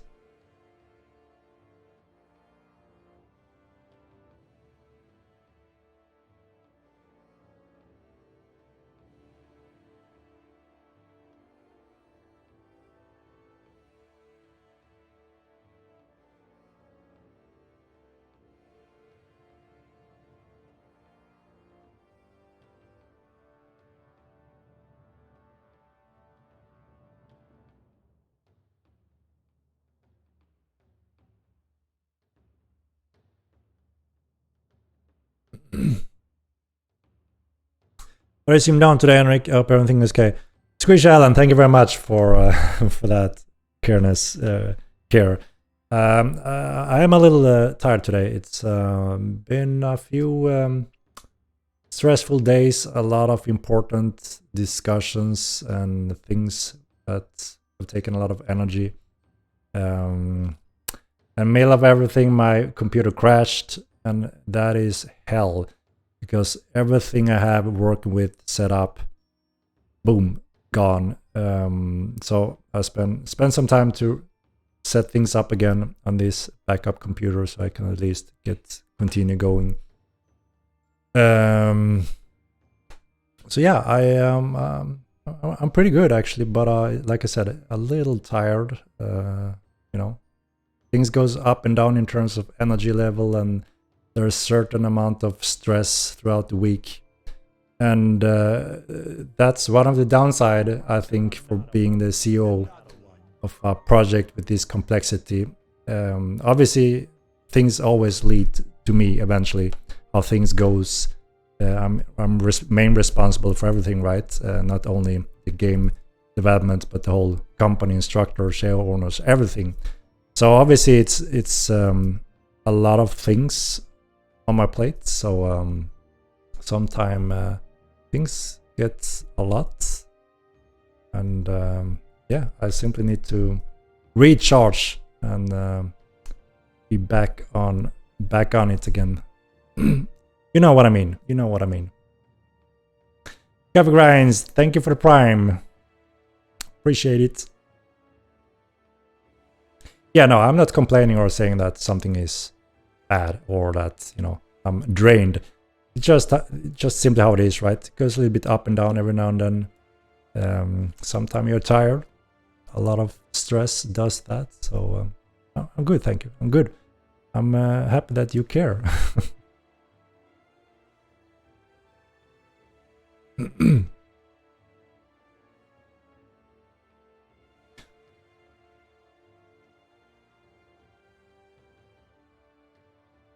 You can go somewhere warm where you can reach us in the sun. Yeah, I mean, that's also, I guess, a little factor. Now in Sweden, it's dark almost constantly and not much sunlight anymore. So yeah, of course, getting less D vitamins may make you a little bit tired also sometime. So yeah, it would be nice with some warmth and heat eventually. Smultonställe, indeed.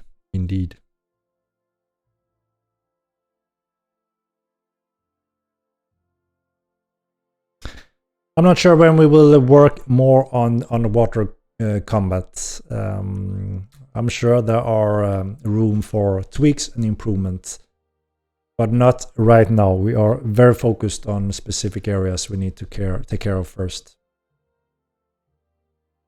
Sunlight is evil. Well, we need some D vitamins and some light at least, right? Every now and then. Sounds like a good time to release a new fishing rod and come relax in Toxide. That would be nice. That would be nice. Sure. We will cover that eventually. What sprint is assassination on the roadmap? We don't have it put here at the moment. So like we said many times, we're quite a small team still compared to all other MMO developers out there. So we can't put too much on a current sprint. Everyone can't work on the same thing, obviously, at the same time. We are many different developers, but we are around 40 developers still. So we can only occupy some main areas. And we're looking at some large features on the roadmap currently. So we're very careful of adding more features or content to overwhelm the team or, you know, have too much so we stress too much and deliver it worse. So we're very careful about that. So we have to decide what do we fit on the next upcoming roadmap. This is just obviously the first roadmap leading to one of the most important milestone, which is obviously for many of you guys, TC sieging, but also for the project in general to hit the Epic 5 Epic Game release. That is a big milestone for the game and us. And after that, we just continue as usual business, expanding on the team, and there will be a new roadmap. And we will have, like I said before, we are very interested in having an open discussion with the community to see these are the main areas we want to focus on, but you can decide and pretty much cast your vote on, I want this before that, and we can actually pick that order of things. So we're gonna try to make that happen to see if we can arrange some community polls interactions where you can be involved in deciding what focus do we want to reach earlier in an upcoming roadmap. Found a frog fishing yesterday. That is awesome. When is Epic Game release? So if you go to a website and click about and then click roadmap, you will see the whole general schedule for that leads up to the Epic Game release. As you also can see is that we don't have any dates, and that is because we don't want to put ourselves in a both stressful situation and need to, stress too much or feel that we, it may sacrifice quality or, making them fully developed and tested. So that is why we are not setting any dates. So therefore I can't either say when the Epic Game release is at this point. When we do get closer and we have ironed everything out and feel very confident and just are in a fine-tuning state, that's when we can start announcing, okay, this is our plan now, this is where we commit, and releasing on Epic Games. This game is never going to get polished state at this rate. That is quite rude, because that means you have seen nothing we have done so far. I'm planning to set together what we have achieved, and just looking back on that is crazy.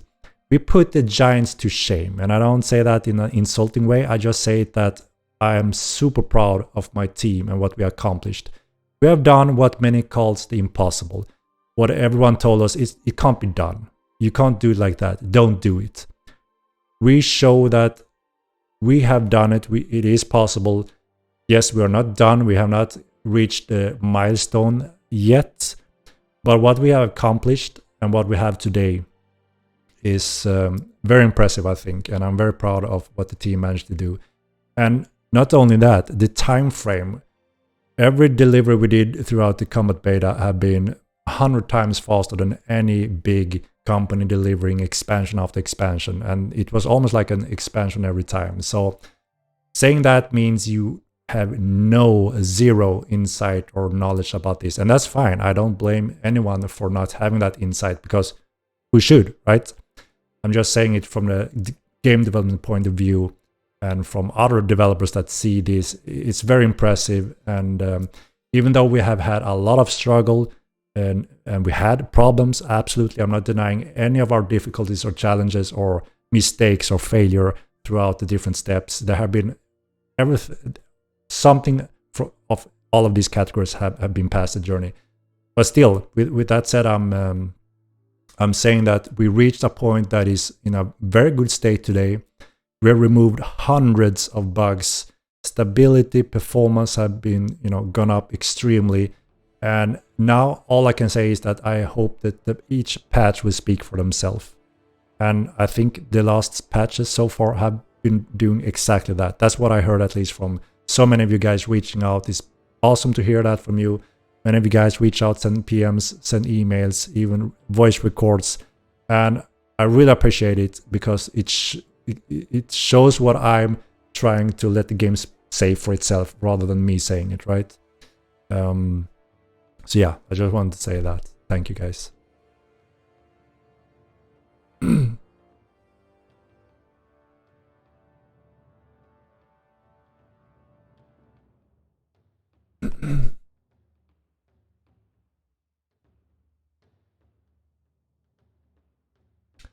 Don't get 2K continuous players. Yeah, we solved all that, obviously. Like I said, that's one of the struggles and issues we announced along with the release. We had no clue how many players or everything, and we tested everything doing stress test, and we pushed the numbers as far as we could based on how many players that showed up. And we can't obviously magically solve another 1,000 to show up when we do the stress test because we're not Blizzard.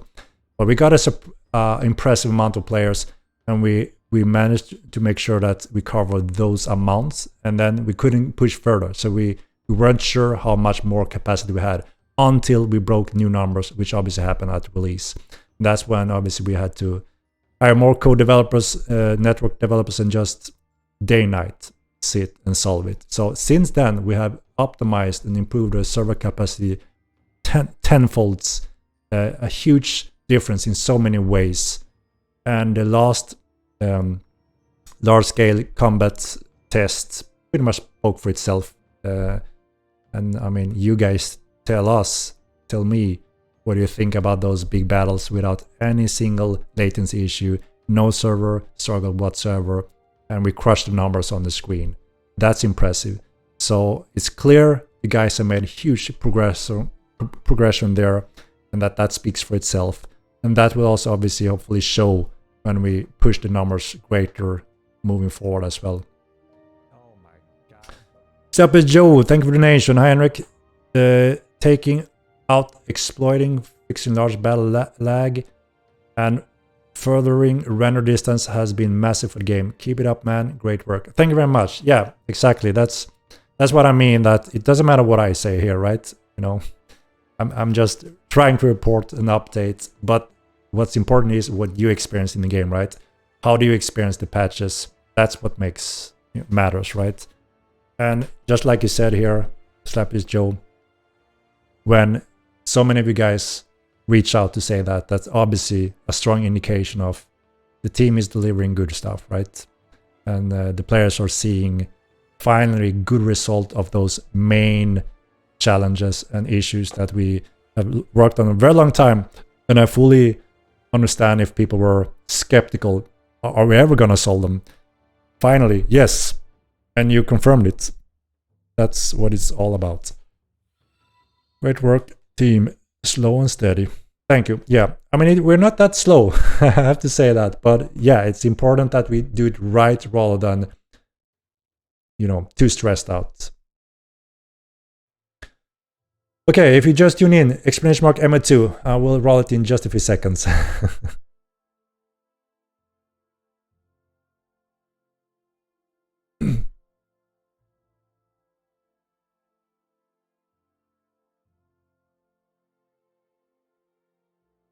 We can expect players from the bounty reward shop. Obviously, capes and fluffy cool stuff and fashion, right? But there's room for some other things we want to expand on eventually. But and again, you know, it can be anything. We're open for anything there as well, and there's quite some interesting ideas that we want to tap into also. But for sure, decoration stuff, that's always appreciated, to walk and play in style and fashion, right?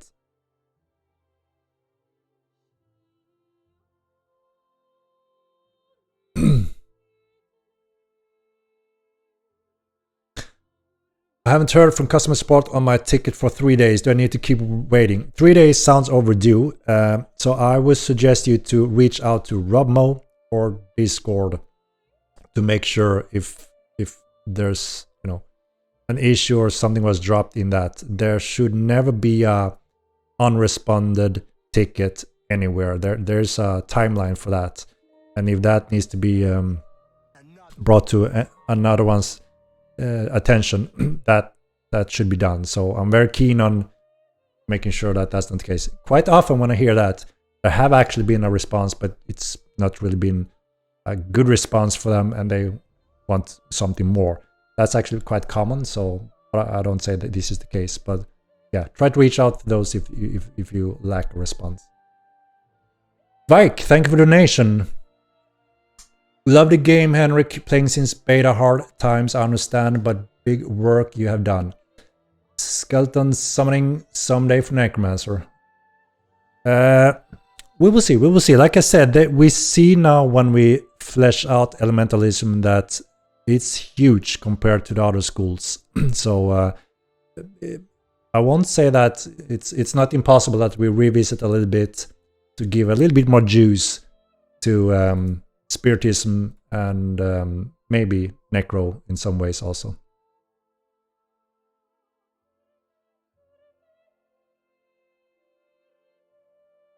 Gee, people think how long it took Modern 1 to get to a level that MO2 has gotten to in a lot shorter amount of time. Just think, what will this game be in like 10 years?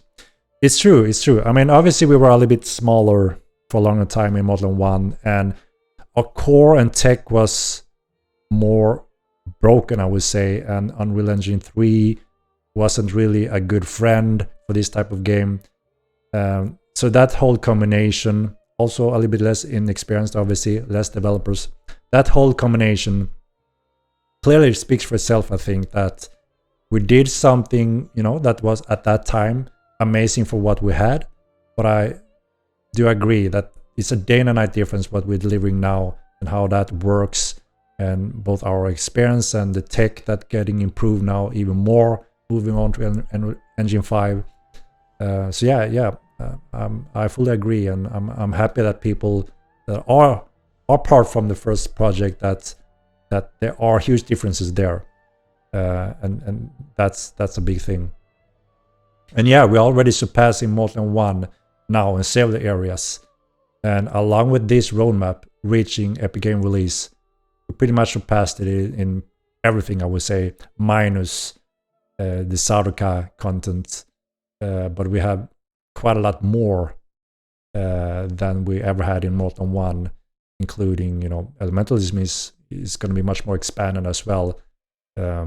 So yeah, I agree. Taking new grounds we never reached in Molten 1 is exciting to do already this early in Molten 2, around after the Epic Game release. Echo needs some juice. Yeah, I mean, Echo is still this a little bit smaller school indeed, but it's like a mix of important components that anyone can pick up fairly easy, if that makes sense. I mean, you get the instant straight proper healing abilities. That is you know, very important component in all battles, group fights, PvE fights. You have burst of damage. You have a little bit of everything, right? You have the tactical skills that corruption and purify, delay damage. So it still has important base values. But yeah, a classical mage that comes from many other games would most likely want to play with the classic projectile based spellcasting that elementalism going to be more of, and also many other schools. So but yeah, we will see what kind of juice fits where we may have too little of. All right, I'm falling behind on the giveaway, guys. Sorry. All right, exclamation mark MO2. I'm gonna pull it. Where do we have it?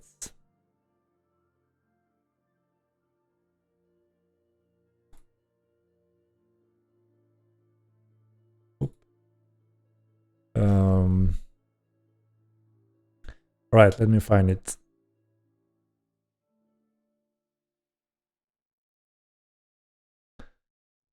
Away with the molva beastie, and here goes.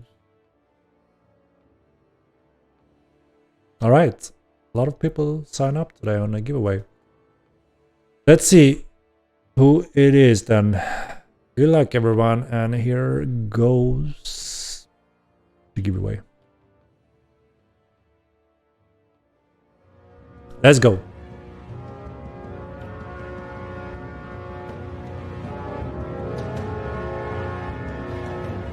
Ooh, super loud. Do you hear that music? Oh my god, I haven't even...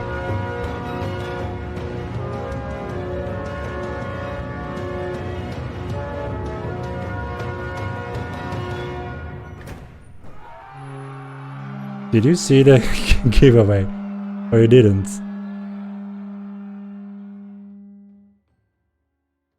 Did you see it, guys? Yeah, you did. You did. A polka. A polka. Congratulations. I thought it wasn't showing, but it was. All right. Congratulations. Congratulations. Let's see if a polka is present. Let's see.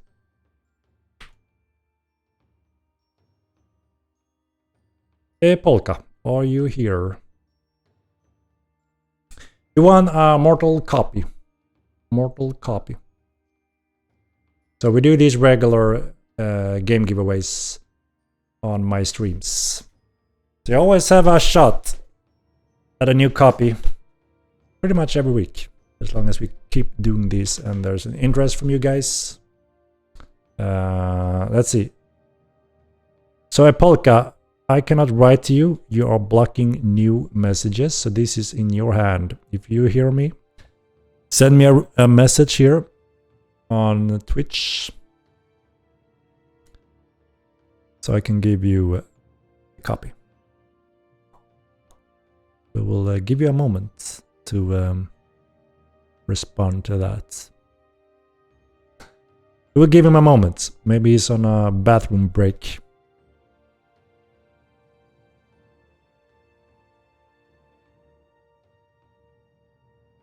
You want a mortal hat, eh? I mean, sure, if there's any mercs you are interested in, we can maybe try make it happen. We use a third-party provider that obviously handle that. We just put our fancy art on it. So yeah, will be a new drop if not. Yeah, if he doesn't respond within a few minutes, I guess we will do a reroll a little bit faster this time. I keep everyone that have signed up and I just re-roll it quickly.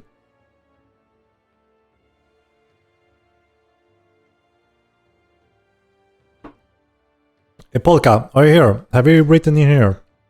Because I can't message him. Put it on block new messages. Or give him a minute and then re-roll if not. Poor Polka, I feel bad for him. Yeah. Actually, last time, it was the first time ever also 2 winners or even 3 winners in a row was AFK. I mean, sometimes it takes a little bit long before I do the rolls, so it's understandable if someone fell asleep or so. But yeah, the only requirement is obviously you need to be present to receive the key. I haven't seen him answer at all. Nothing so far, right? Nothing so far.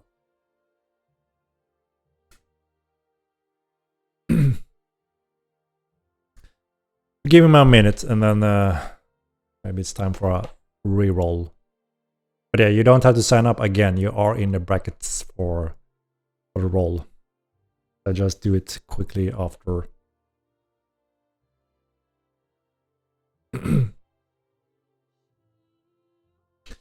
Just got home from work. Did you show the mount already? I can show you again. It is here. This is the baby. This is the baby. How do you like it? How do you like it? I'm very impressed. I'm super happy of the D to work. Now I can't zoom in on it, but if you look at in front of the back legs, you see the wrinkles. There's so much muscle and skin definition.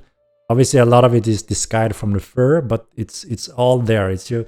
If we remove the fur, it's very detailed and realistic, and you will have this in less fur, and then we have another northern type that is larger and having even more fur. That's a thick girl, indeed.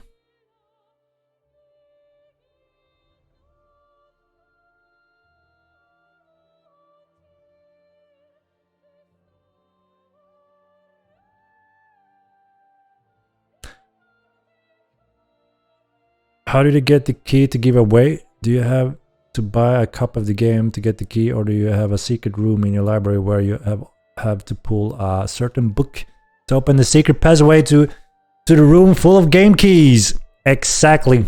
I don't have to buy it. I just pull the specific book and boom, I got a few keys. Indeed. It doesn't look like a polka is here, guys. Maybe he fell asleep. Seems to be gone. And I can't message him and he is not here to speak. So I think we need to do a new roll, guys. New roll. a new bowl. Again, you don't have to sign up again. You're already in if you typed it once. So I guess it's time for a reroll. He's not responding and he's not writing in the chat either, right? I haven't missed him. Yeah, like I said, you don't have to retype exclamation mark M2 if you already have once. Just want to make that clear. But yeah, I don't see him. He's responding. Molva can be tamed. Yes, you can tame the molva beasts. It's gonna cost a bit more than a horse. It's a big beast. Heavy carry abilities, strong mount, quite a lot of hit points, and it can actually do a big bash with those horns.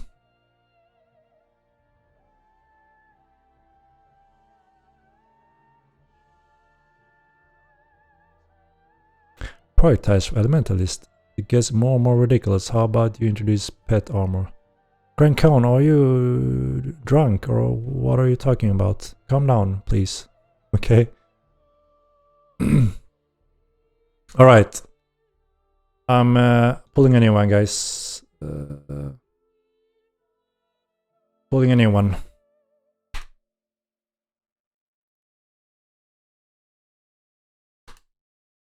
Right, good luck everyone. Here goes a new one. Boom. Let's go. Let's go.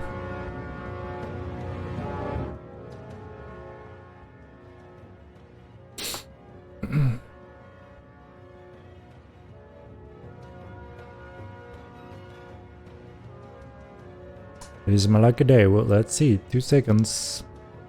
Here we go. Congratulations, Mr. Prinkley. Mr. Prinkley. You are the winner. Mr. Prinkley. Are you here, Mr. Prinkley? That is the question.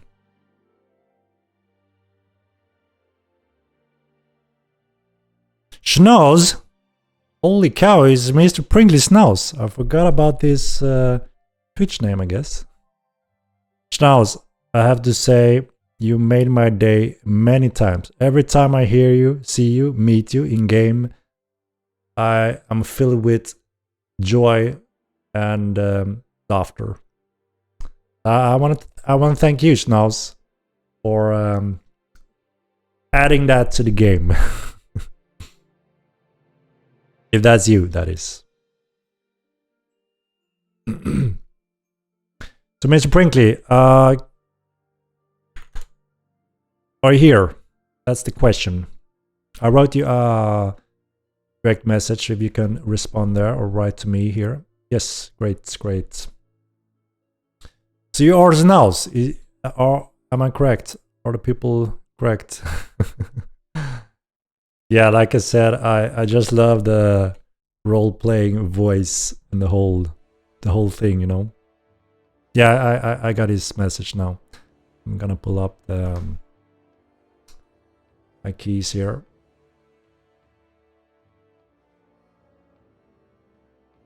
I want to thank Schnauz and Thumberry for making the game more immersive. Yeah, Thumberry and Schnauz. I think those two are the two of my most favorite when it comes to RP and just being really immersive, funny, and cool in the game. I like it. And of course, we have a lot of other people that are bringing equal value in different ways, right? And that's what I like with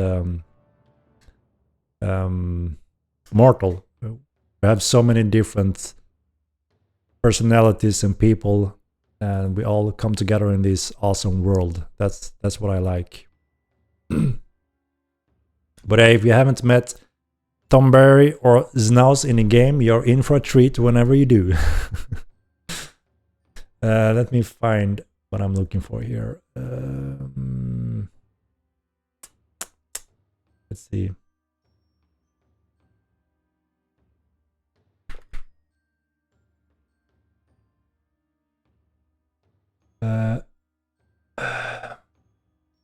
Where the hell do I have?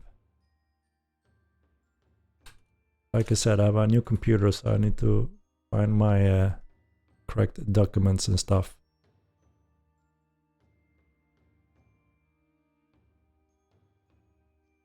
You will see with Beast Mastery and with the bags that all the creatures have a new types of carry abilities based on their strength value stats. So eventually all creatures you can equip with a bag, pretty much all I think. And they will have different sizes of bags you can equip. And then of course its stats relation to how much it can carry. Alright, let me find... Here I think we go. Yes. Here. Or what the hell?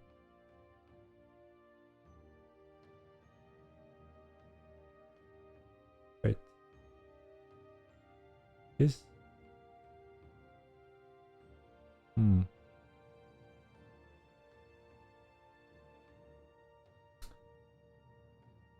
Yeah, I think so. Let's see.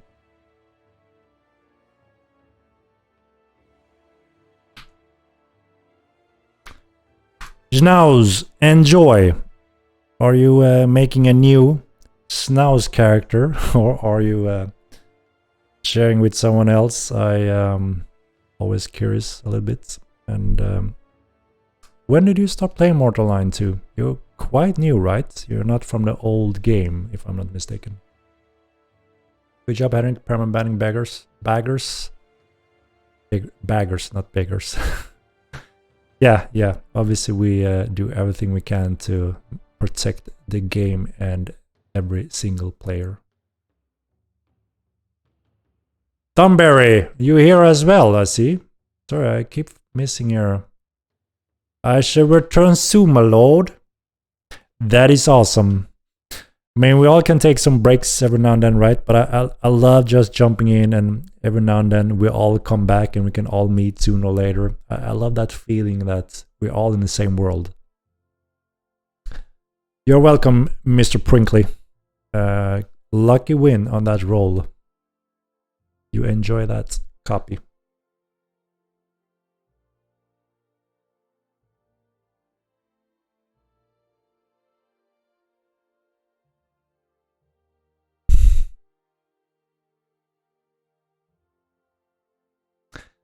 Why would existing player need another account? So I can't control who wins the key, right? If it's a new or old player, that's nothing I can control. We do these giveaways. Sometime a new player win it, sometime an old player win it, and that's just how it is, right? I won't deny the winner.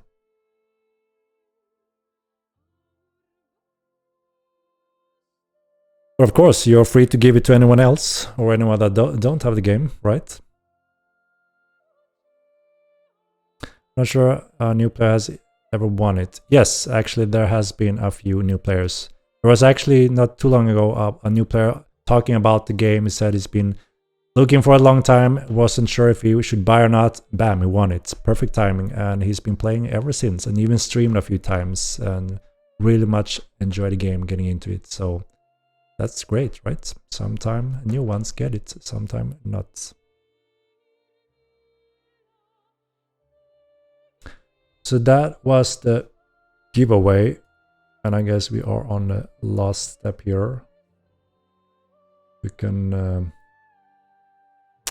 see if we have any other topic or question we want to go through a little bit here tonight before end time. Well, I know a group of 5 people that is just starting MO2. I'm really excited for them. Yeah, that is awesome. Obviously, it's always a little bit, not always, but it can be more exciting starting with a few friends, playing together and adventuring together, and it can obviously also be more helpful facing some of those dangerous mobs at the first time. Being more than one can help. I did that as well with a group of real life friends of mine, and we had a blast, I can tell you. Really fun. And some of the unique incident that only happens in a game like Mortal Line just gives an experience that you probably never gonna forget, right? Because it's not the common game like World of Warcraft. You jump in and then you just ignore everything other than running towards those question marks and doing quests. I think that's the sad thing for me personally when it comes to that type of game. You know, that can be great and fun and a good story and journey. But I play for the unique experience based between players and people. Playing with friends, meeting random people, sometimes you run into snows. That's what Mortal Online is for me. You know, a true sandbox game is for me. That experience when you never know what's going to happen today. Now when I jump in, what the hell is going to happen around the corner? Who do I run into? Who may murder me? Who may be amazingly nice to me, or whatever happens? That's the unique journey for me, and that's why I never get enough of a game like Mortal Online. Same way I experienced things in Ultima Online, Star Wars Galaxies, and now Mortal Online. We're going to polish graphics later on. I mean, we already have the throne as one of the most beautiful MMO game currently, even best looking characters in any game, period, which is an amazing achievement. But yeah, we are stepping on to Unreal Engine 5, which obviously means we're gonna push the graphics even more. Lightening the shadows, gonna use nanites. So yeah, we're just pushing that boundaries even further.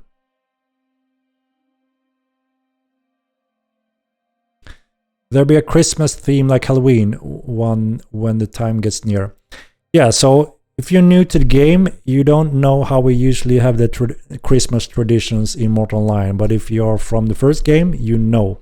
So what we used to have is a nice little old tradition in the Tynramic Empire that have this blessed urn that they every year they pull a name. So they force every citizen to place their name in this urn, and then the emperor pulls one name out of this urn, and that lucky or poor bastard gets to be looted.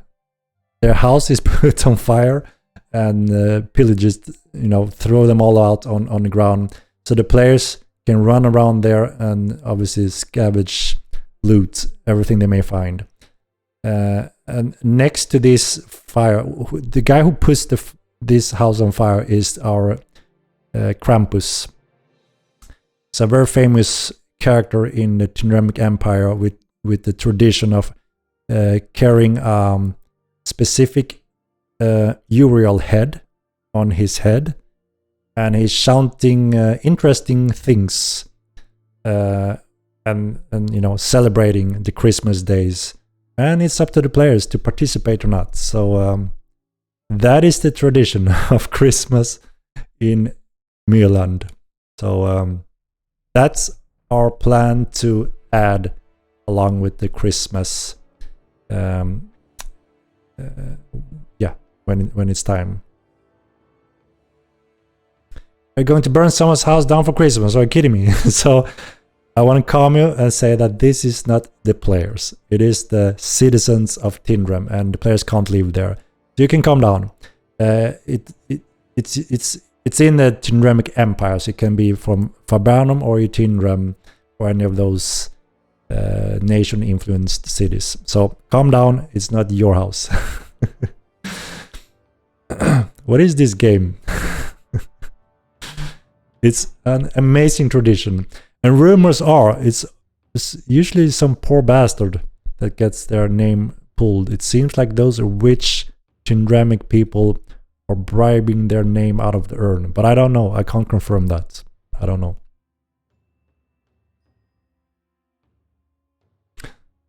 Burn them all. What are we burning again? Yeah, nice tradition, eh? So of course we want Krampus to be back celebrating the new year. And we also had a little tradition, the theme of what Krampus shouted out. We may change that theme a little bit this time of the year, stepping over to Mortal Online 2. But yeah, we usually had something interesting, funny there as well. So that is the Christmas tradition for Mortal Online. We had it for every year, pretty much. Can you please make it a player house? That sounds bad. I think many will be very worried, and maybe someone wouldn't dare to use their house for anything valuable if the players were picked from this urn. And I guess it makes sense also since it's within the nation cities of the Tinremic Empire, which is mainly Tinrem or Fabanum and such.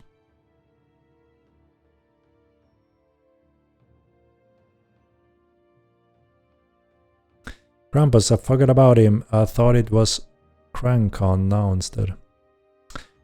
Good old Krampus.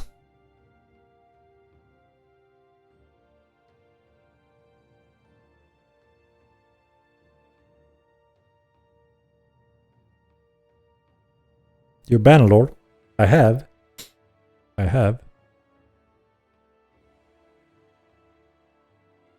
haven't had time to play pretty much anything for quite a while lately. I've been very busy with everything concerning Mortal.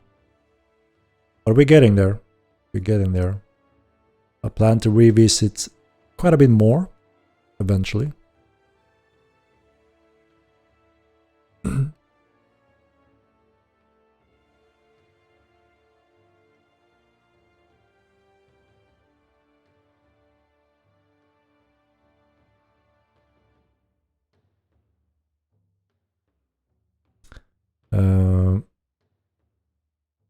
Should just burn all the keep down and do a legacy keep reset. I mean, for any seasoned player, just getting that base resources and set up a building is, you know, quick and basic.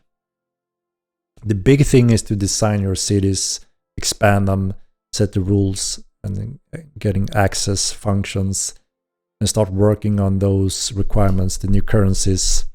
There's a system tied to this to expand and use those functions, which, you know, everyone starts at 0 at when we deploy those patches.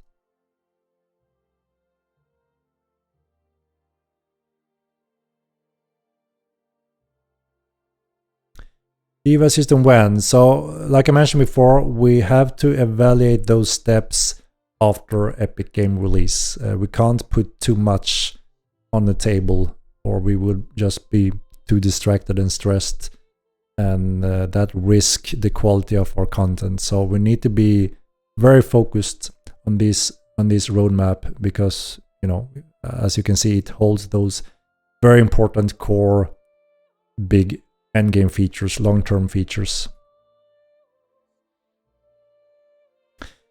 I think we can add eventually, when we have some time over, to add loot luck to apply on fishing as well. Yes, we did. I did confirm with Sebastian that it's not affecting it, but I think we can add that, yes. How will we make this new currency? There will be a few ways, and you will see along with the TC discussions.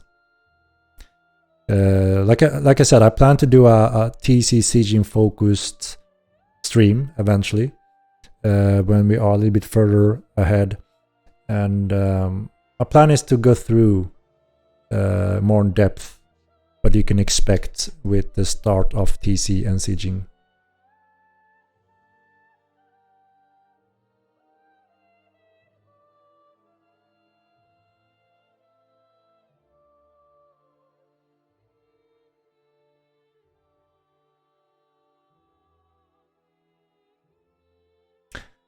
We don't really plan to tweak run speed and heavy armor affecting that at this point, so thank you for that question, but we can't rush super sensitive balances when we are completely stressed and focused on these big features that you all demand and want and need as soon as we can.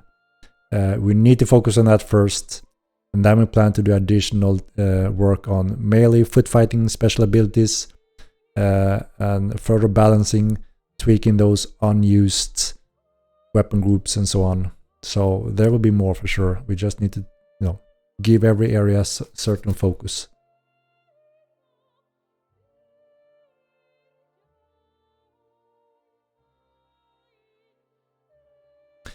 Where in the roadmap are we? I haven't played it since Necro Dungeon. So I actually told one of my artists to give me an update on the website where we show all delivered roadmaps, because that's impressive. If we list the old roadmaps, the features there, the amount of bugs, it looks insane how much we produced in such a short time period. So I plan to list all of those so everyone can see that don't know, holy shit, have we actually done all this over the year? And then, yeah, just have the next one that are yet to come. So you will see that we have finished sprint 1 already. So that should be a crossover, that one, or delivered, finished. So the next one will be sprint 2.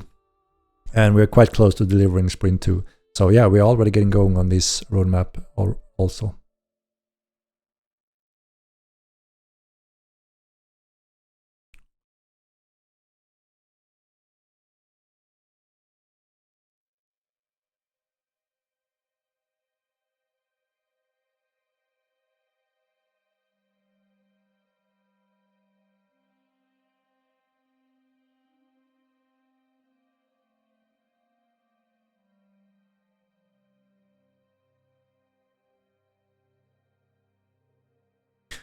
We're getting more fish to catch. Eventually, yes, especially with a whole new continent. Then we plan to have a whole addition of flora, fauna, fishes to expand all of that.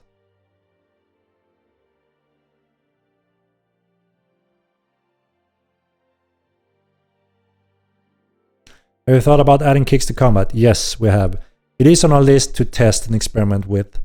Kick, disrupting parries and blocks, along with special moves for each weapon. We're starting with one special move for every single weapon that do have the ability to bypass a block or parry or disrupt it.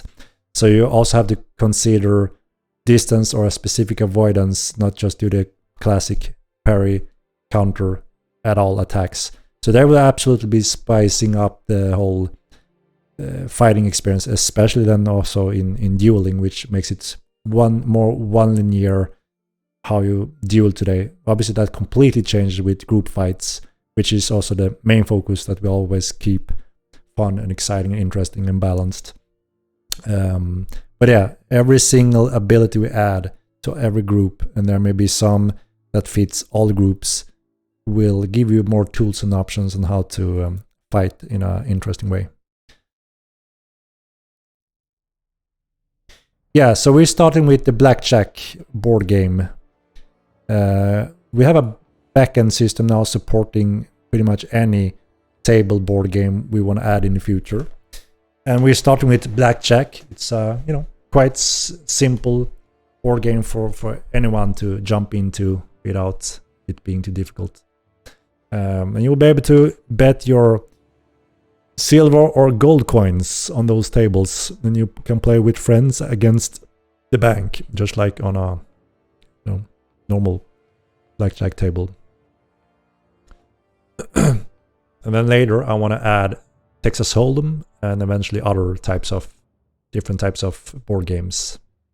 So eventually you can just sit in the game, RP, VoIP, VR play, smoke the pipe, and just play board games and socialize with people and RP. So, many games in a game.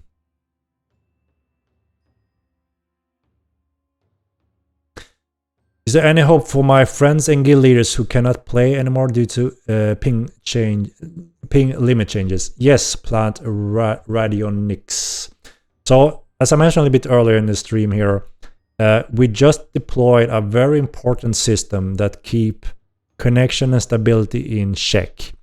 And that is not only for the cools of it, it's actually for protecting the game again. There are certain situations where there are cases when someone has such both bad computer and connection that it's not working well for anyone he's fighting or playing with. It looks like he's doing strange things. And there's also cases where players actually by purpose do stupid things to gain advantages, which is kind of like a cheat, right? So this is one of the main reasons we have the system in place, to prevent unfair gameplay and protect the game again. With that said, we have noticed that there are users that have the right ping, so they actually don't suffer from a bad ping connection. But in some cases, they suffer from a horrible computer spec, which freezes their game much more than average. That adds to this system. And this is what we're collecting data from and trying to pinpoint and tweak to make sure that you may lag, but you're not affecting anything else. So yeah, you're stuttering, you have low FPS, but that's it on your end. No one else really suffer from that. That's what we're trying to pinpoint. So yes, give the staff some time and some patience. That this doesn't mean that it may be completely over if you're one of those. A freeze every time I enter town. Yes, so there are a few things.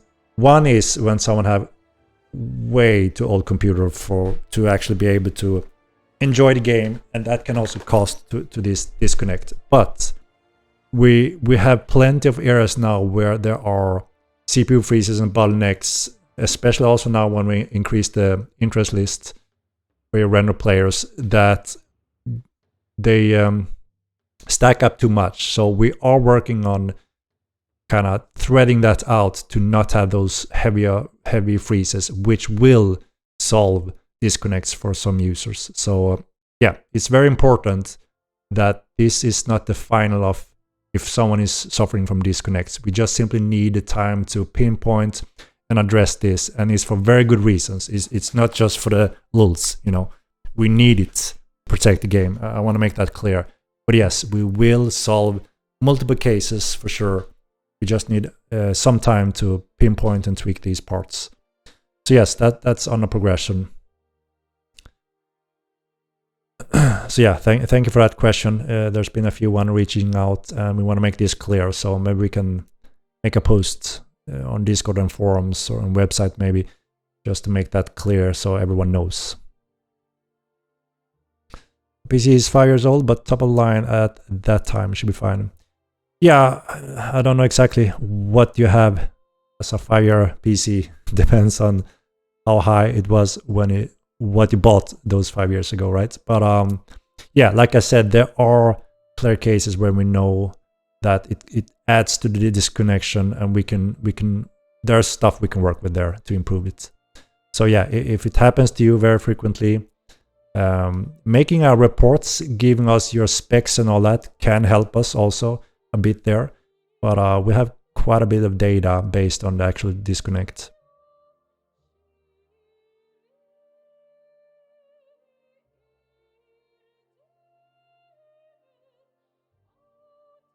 Maybe just activate the kicking when fighting. I was kicked when I alt-tabbed while on my boat. Lost all. Very frustrating. Yeah, alt-tabbing and such. Yeah, there are cases obviously where it's not optimal. So obviously you need to consider always, if you're AFK out in the wild, try to be careful when it comes to alt-tabbing and yeah. And can I play as a pure mage? I would say with elementalism you have plenty of option when it comes to that. So I think mage interested players, like I said before, will be very happy to see the wide, more common mage style options along with elementalism. I'm quite sure that will be the case. And then again, we only on the first few schools. There will be more after that also to add more to it.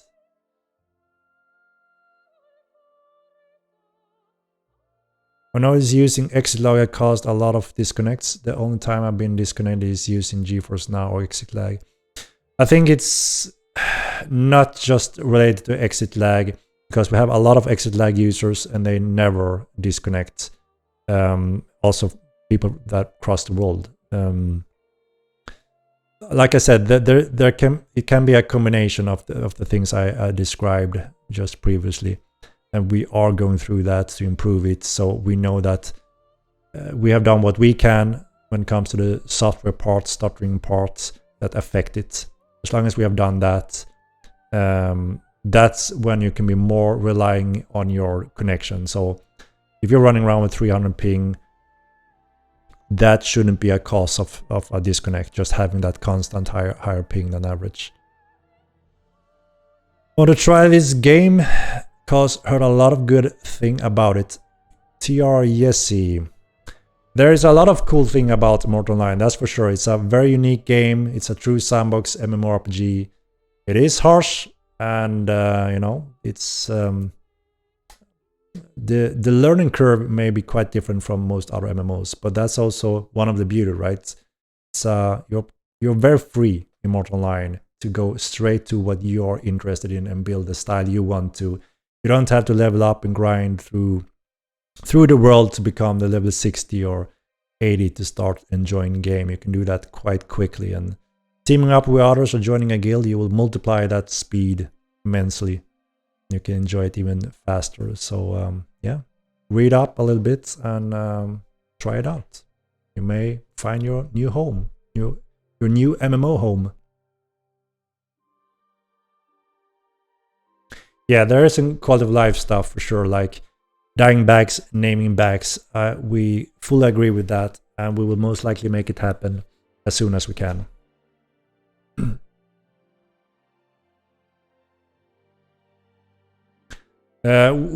So this is not just based on ping when I get disconnected. That's what I wanted to explain before. So even though you may have 50 ms constantly, you can still get disconnected by those other reasons that I just explained, like very old computer, heavy stuttering problems.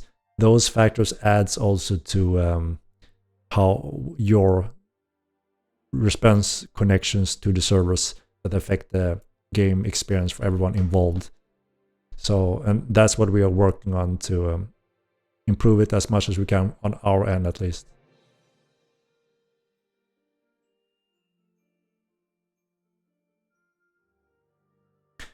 Chance of getting a blue town which doesn't hate necro. I mean, soon players will build their own towns and you decide the rules there. Weird question, but relatable. Will Mortal Online 2 in a far future become a mobile game too? Like connect to the account and play like that? Is it possible? That is very difficult. The nature of how you play Mortal Online and what it demands, and also the whole control scheme, is very difficult, I would say, to port to a mobile. So that you know is something. Obviously, mobiles becomes more and more like a powerful gaming PC or console over time, but it's also how you control it and play it. So I would say that will be very far in the future then. So most likely not now in a near time frame.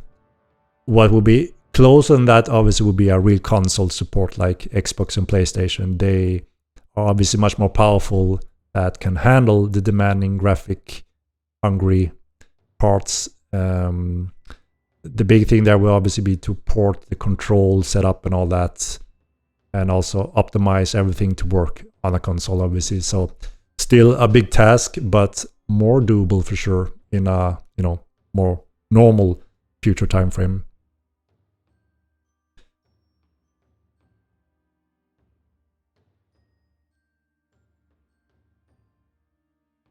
You can get an accurate way of knowing which pillars in nearest priest. Yeah, there's another good quality of life function for sure. If it even says where you're bound, for instance, I think is also quality of life, right? So for sure, again, we're trying to add those on a list that we will try to catch when we have delivered the requirement components, pretty much.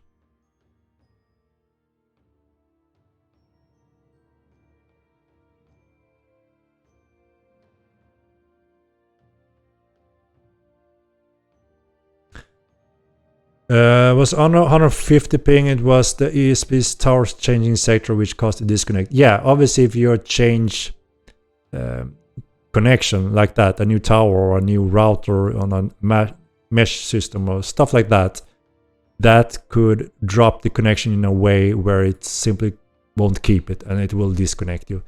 So again, a first component is that you need a reliable, steady connection to the game, so it doesn't jump on and off or switch in any way.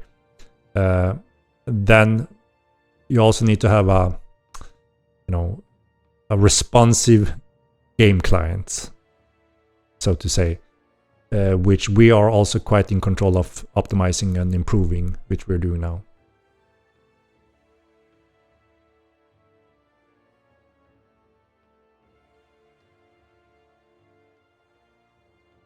Possibly add ostrich as a mount as a sign of respect for the great Ultima Online.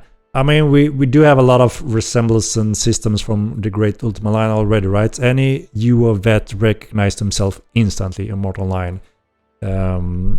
But I mean, we have the Terrorbird, right? And you will be able to mount it whenever we have the time to add the animation mount system to the Terrorbirds, for instance.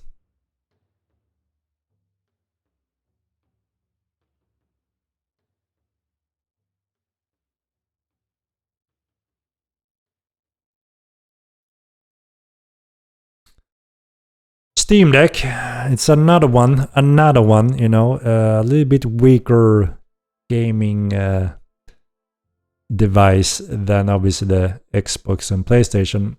I actually got one of those little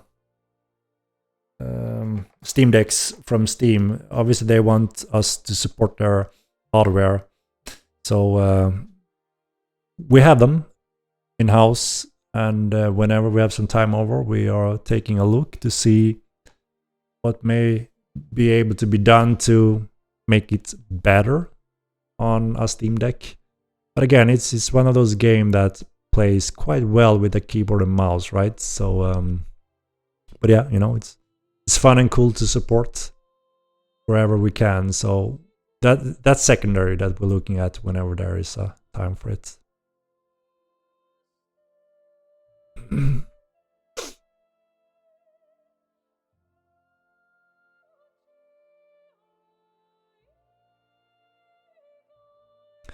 Right, I'm a little bit behind here. I'm gonna jump down a little bit more so I'm catch up here.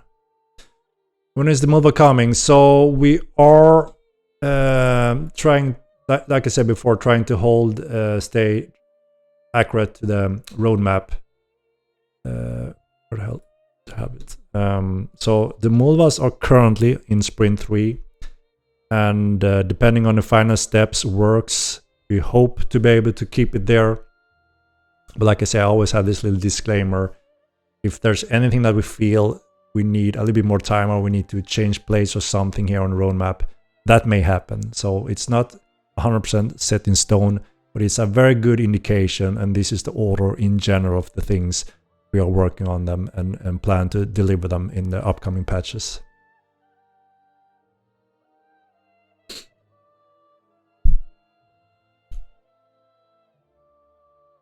We add Titus for Spiritist and other mages soon.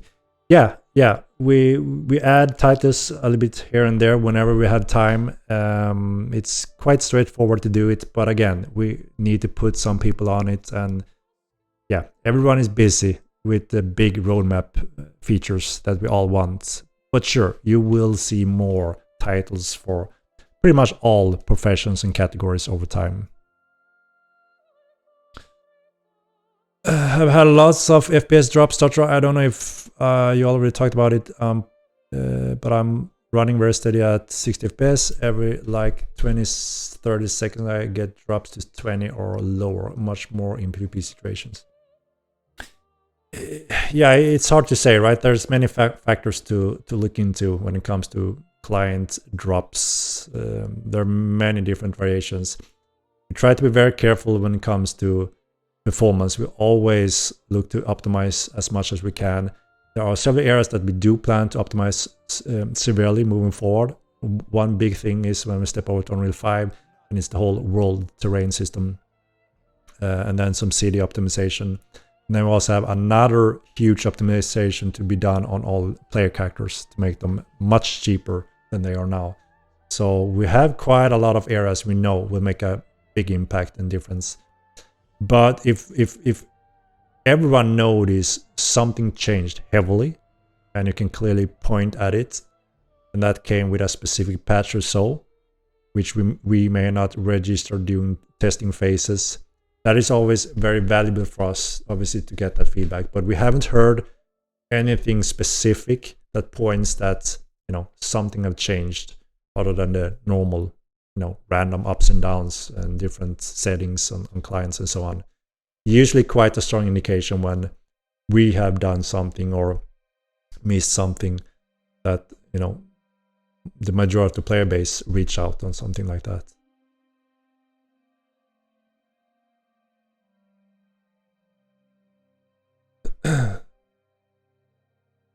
Such spikes in FPS I'm seeing came with the last patch, as far as I can tell. I mean, as long as you move around, you have hundreds of levels streaming around you, and every single level stream will cause a stutter from reducing a lot of FPS or even pull you down to 0 for a few milliseconds up to even 3 seconds. You know, you have that whole spectrum when just moving around in the world. And obviously also when you're loading in new players, there's additional load there. This is the part that we're optimizing right now to make sure that loading player content, the data, is threaded, you know, so you don't get a full freeze. That's important for large scale battles experience further.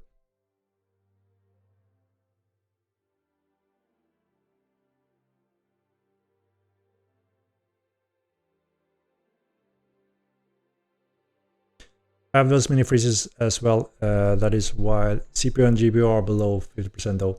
What is the limiter there? What hardware to go for? So it's CPU bound, 100% CPU bound when you get these freezes. And we are aware of pretty much all of them, and we know where we can do big improvement and optimization. So we just need time to go through all of those eventually to make it even more smooth overall. But yeah, heavy CPU bound currently. So you need a fast threaded CPU to reduce it. And a fast hard drive is also good to run the game on, so you don't have additional bottlenecks to read data, load data, and stuff like that.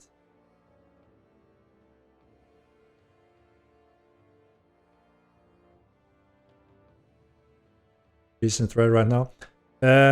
So it depends on what we're talking about here. So a lot of the instruction that comes from the CPU are not just threaded, but there's certain loads that we can put on.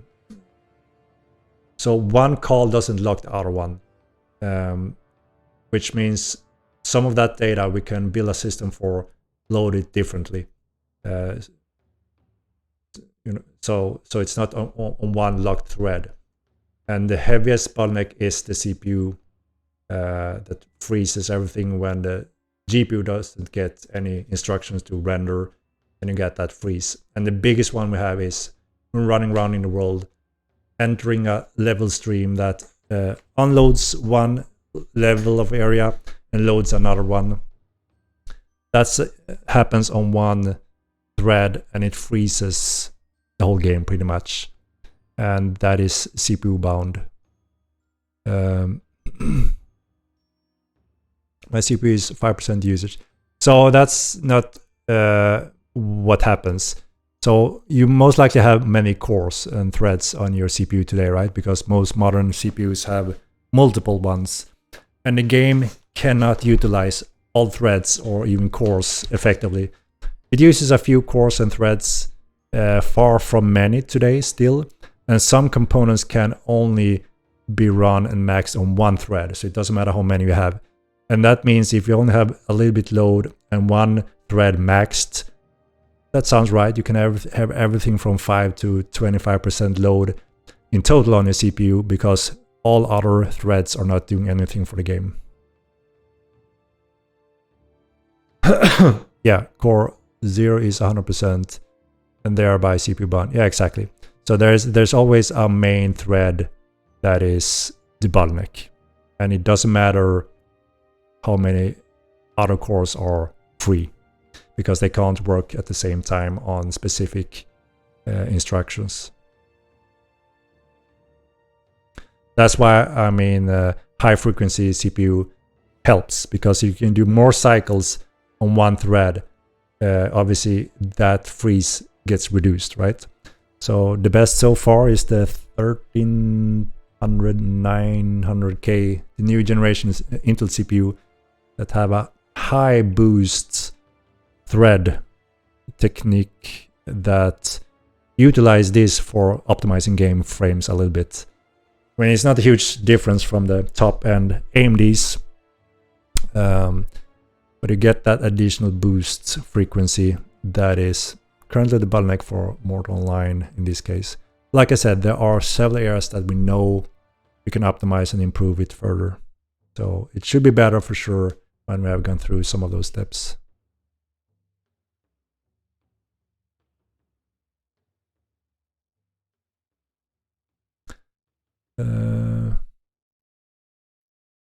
MK series incoming. They are incoming.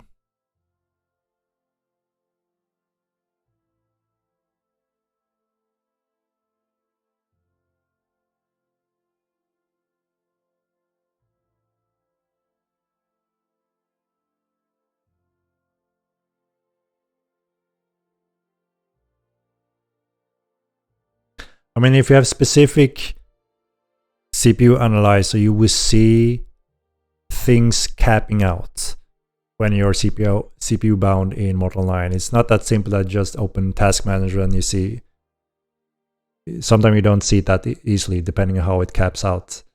But there are different monitor systems that can show that your CPU is hitting the roof in this specific thread, and are stalling the rest, feeding the data to the graphic card.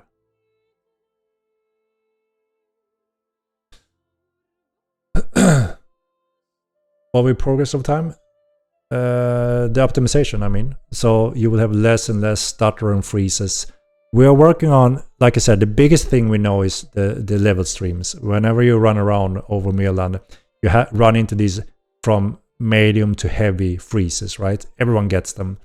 That's when your whole computer goes down to 0 FPS for either a few milliseconds or even seconds at worst case. That's the heaviest stuttering part we have in the game. That is a system we completely rebuilt in Unreal Engine 5 to eliminate that fully. So you just, you don't have the same kind of freeze lock on the CPU.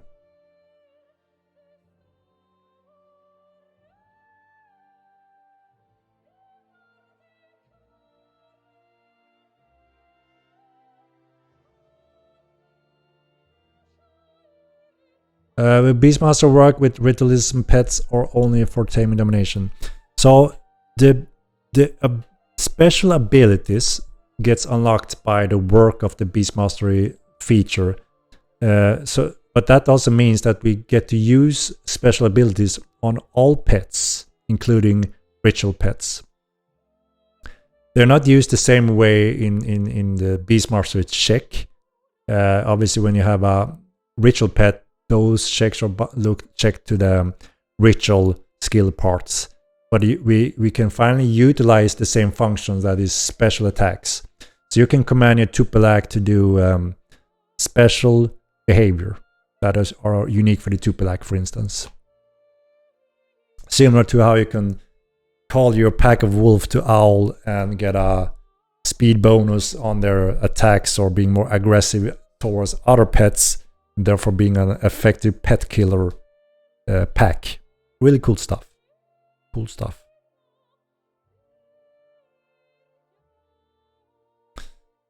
Yeah, overclocking the CPU. Just be careful because, well, not the CPU.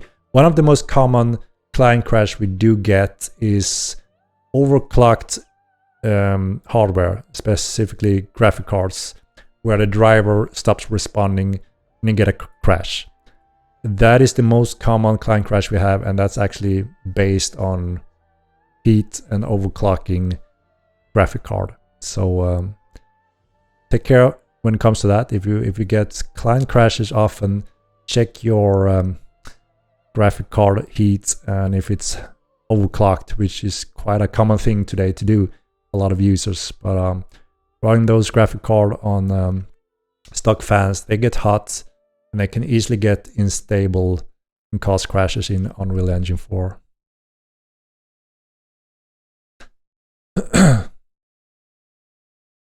I assume sitting down in chairs will come with table games, right? That is what the plan. That is what we're working on. So we can still have the table game, the blackjack, by standing at the table and playing it.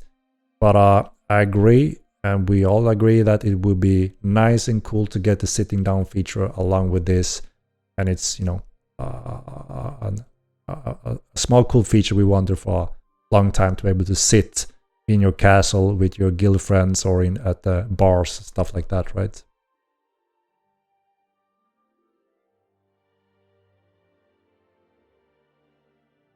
When we'll be able to dominate trolls. So there are additional devices that allows players to access certain creatures, control them in certain ways, hatch things. So this is expansion of pets, taming, breeding, and beast mastery. And those are, every case are quite special because it heavily tie into balance. Obviously, if you can dominate a real living wild troll, as you know, they are very powerful and strong. There need to be heavily balanced factors, heavily tied to that kind of control. So obviously, we have plans to allow dominating a wild troll, but it needs to be done with the chain system and whip system, kind of, where you do it at a risk and you can control it at a risk. Things can go wrong, things can go bad, but there's also, you know, the way where you can actually benefit from using one. So we need more time to cover those sensitive parts that balance those very powerful, strong components.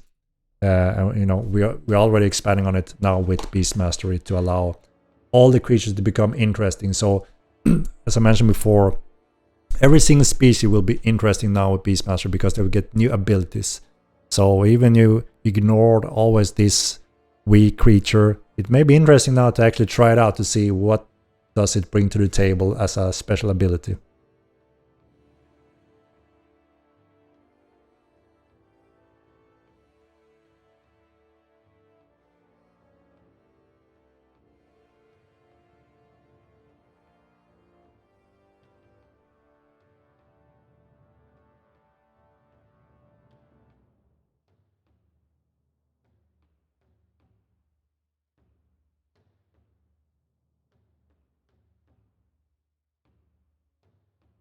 Can't wait to see this game in VR. I love VR, and this game with VR would be awesome as hell.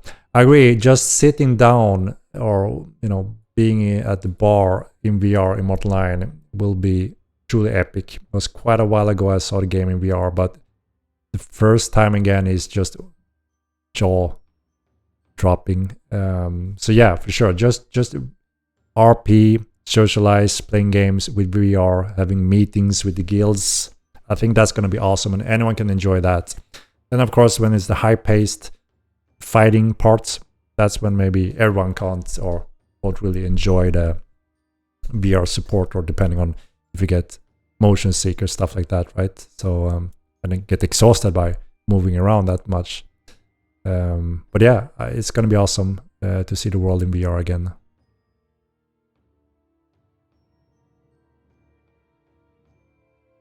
Why this November roadmap is more viable than March one? What? What do you see? Where do you see November and March? We don't have any dates or month posted.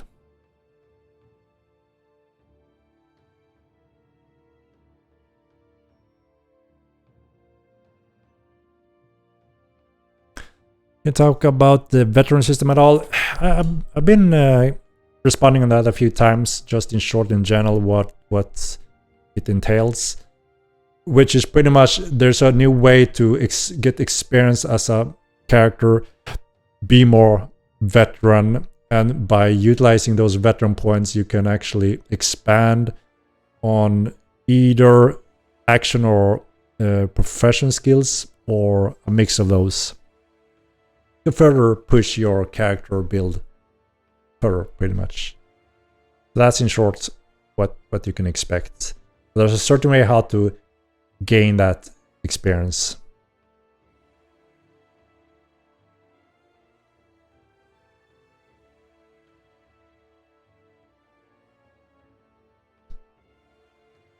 Any plans for track ER support? Yes, later. Sometime after Epic release, we're gonna see what's suitable to cover in that upcoming roadmap. Like I said, we are gonna prioritize highly wanted features and areas from the player base. So we are keen to be open with the community to see, give a few options that fits the team, and then see what you may want to have first in what order.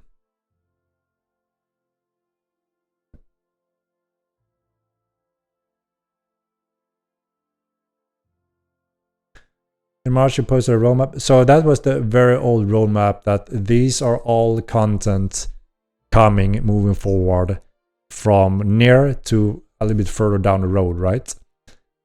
So a few of those are covered, a few of them are coming now, and a few of them coming after this roadmap. So they're already there, it's just that we didn't have the exact time frame. We simply showed a larger time frame back then that we plan to add in these upcoming roadmaps. Does that make sense?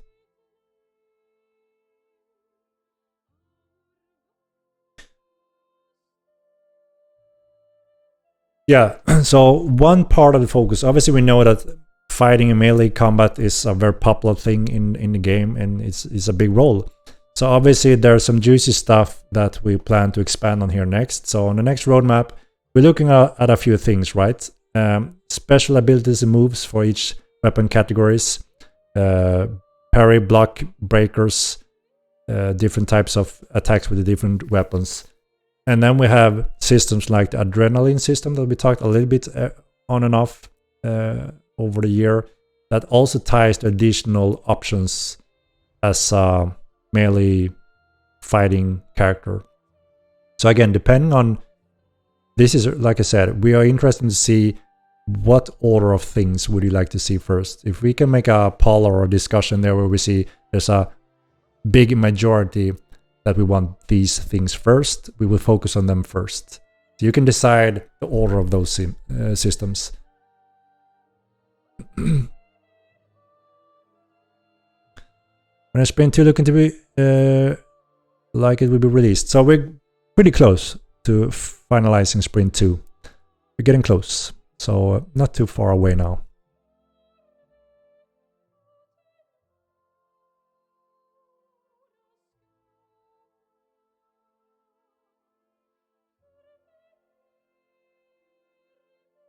Yeah, so as we mentioned before, we were unsure of if the bounty hunting system would actually work and be fun and meaningful. But with the players confirming, yeah, it's fun, it works, we can continue on this, and obviously we want rewards for that. So we have confirmed that it's a go. Now we just need to plan where do we put it and what kind of rewards and those specific tweaks we want to do, like offering more bounties, different rules for the bounties, so you can pinpoint a little bit more what you're looking for, stuff like that. So yeah, it looks like it's gonna work. We're happy with what we have experienced so far and the player feedback on it. So yes, obviously we need to expand on it when it comes to rewards and fine-tuning the tools and options for it. So we need to schedule those parts, and again, we are open to hear suggestions, like if there are specific tools or options you would like to see, and if you have other suggestions as rewards. Obviously we have a good list that we know everyone gonna want these, right? There's many systems where there's room for brainstorming and come up with additional content.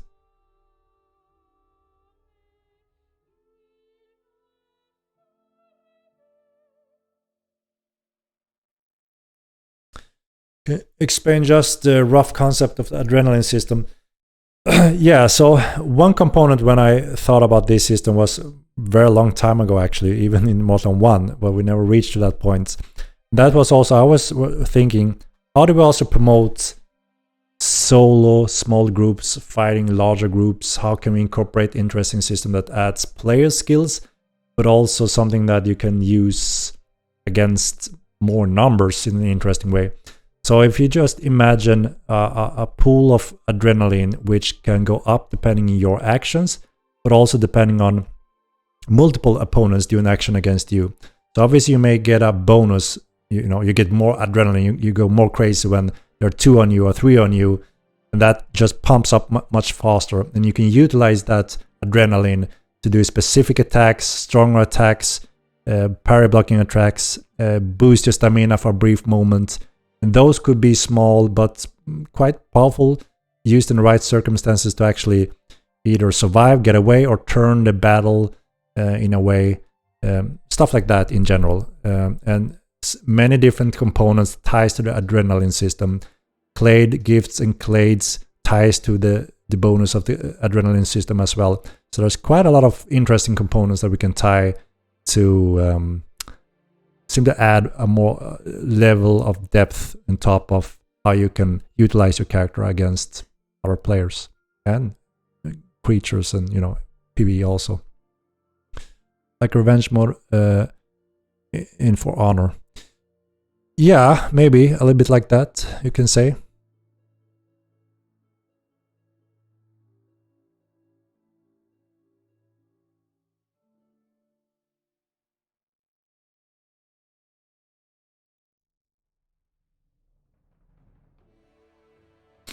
So again, if we know that obviously there's room for expand on melee food fighting, there it's a big thing in the game. We can write down in general, these are the categories, and we're open to hear from you. Which one would you like to see in the game first? So if you all point on special moves in that system, or if you all point on the adrenaline system, we'll pick that in an order.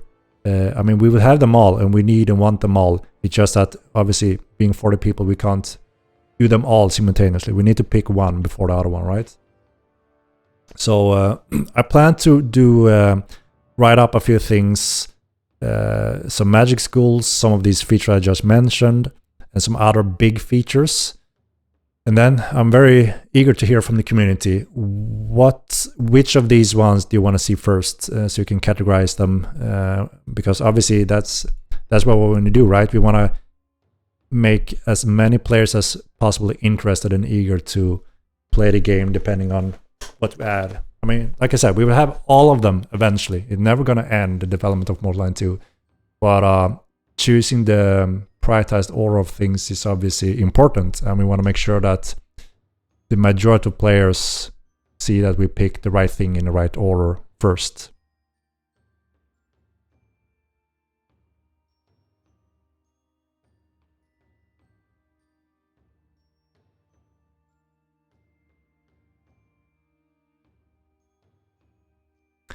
Repetition items stop making measures from risk-free PvP. Yeah, obviously we gather a lot of that feedback and balance, and obviously we make use of that moving forward with the new schools to make sure there's a cost involved with the balance in PvP. Just like a proper melee fighter need to invest in their gear, weapon. So yes, we're looking into that kind of cost and balance when it comes to PvP value.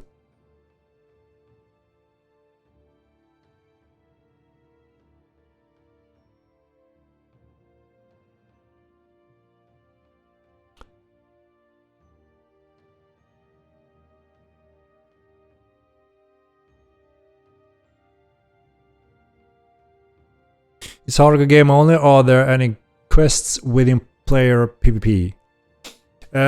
So we are heavily expanding both the new player experience and how do I say it, casual introduction and progression within the game and your character, along with Epic Game release. And this is heavily important to make sure that we can grow the player population. We're not just making a game for 1,000 players that are extremely hardcore and no one else wants it. The game will always have the nature of a hardcore game in terms of its full loot, full PvP. There will be no magical limitations on that. So that's something obviously everyone needs to adapt to and learn.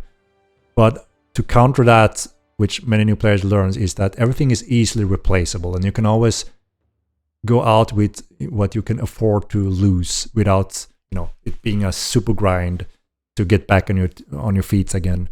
There's always multiple ways to get back or simply buy things directly from the market or other players. So that's an important factor for new players to learn and adapt to. It's so different from World of Warcraft or games like that. And then we noticed that obviously it's very important that the world feel alive, interesting to explore. We're adding all these tons of interesting points of interest, more and more interesting loot tied to that. So it's always rewarding in different ways to explore the world.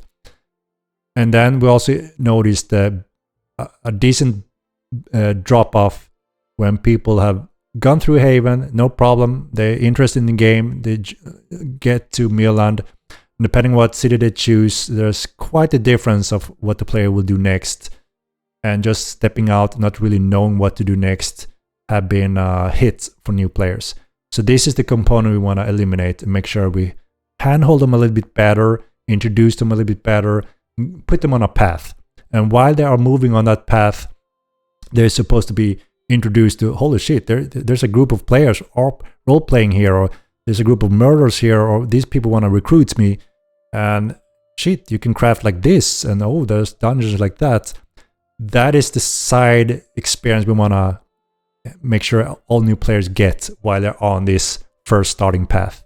So that will be a very good way to introduce a new player and show them a lot of different things so they get hooked and find a direction, and then they start making their own journey and adventures.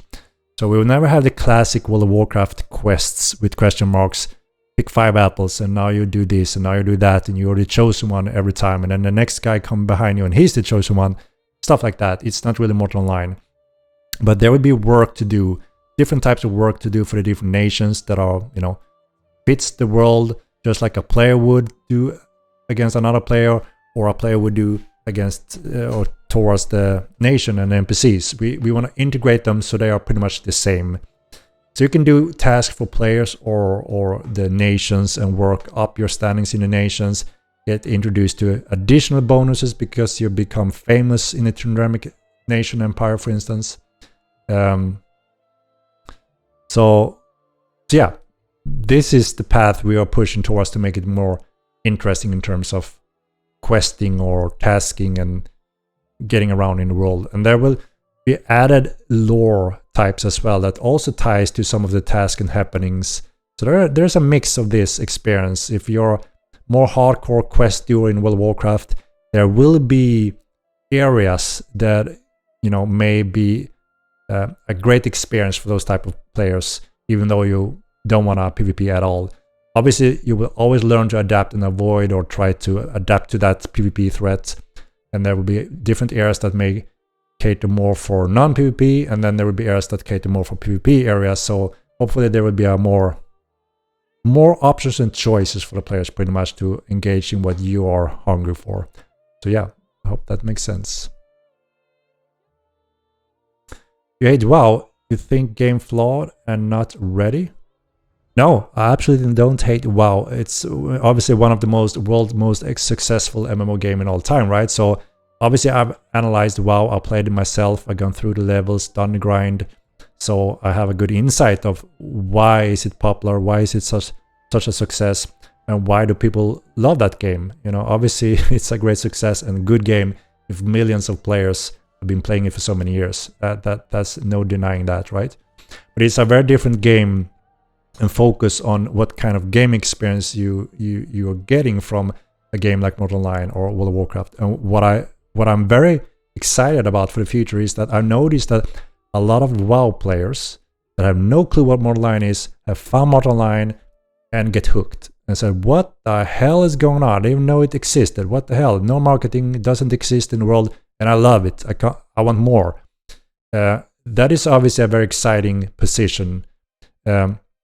And we're trying to pinpoint how does that work? How does a more casual WoW player get excited and interested in becoming a player in Mortal Line.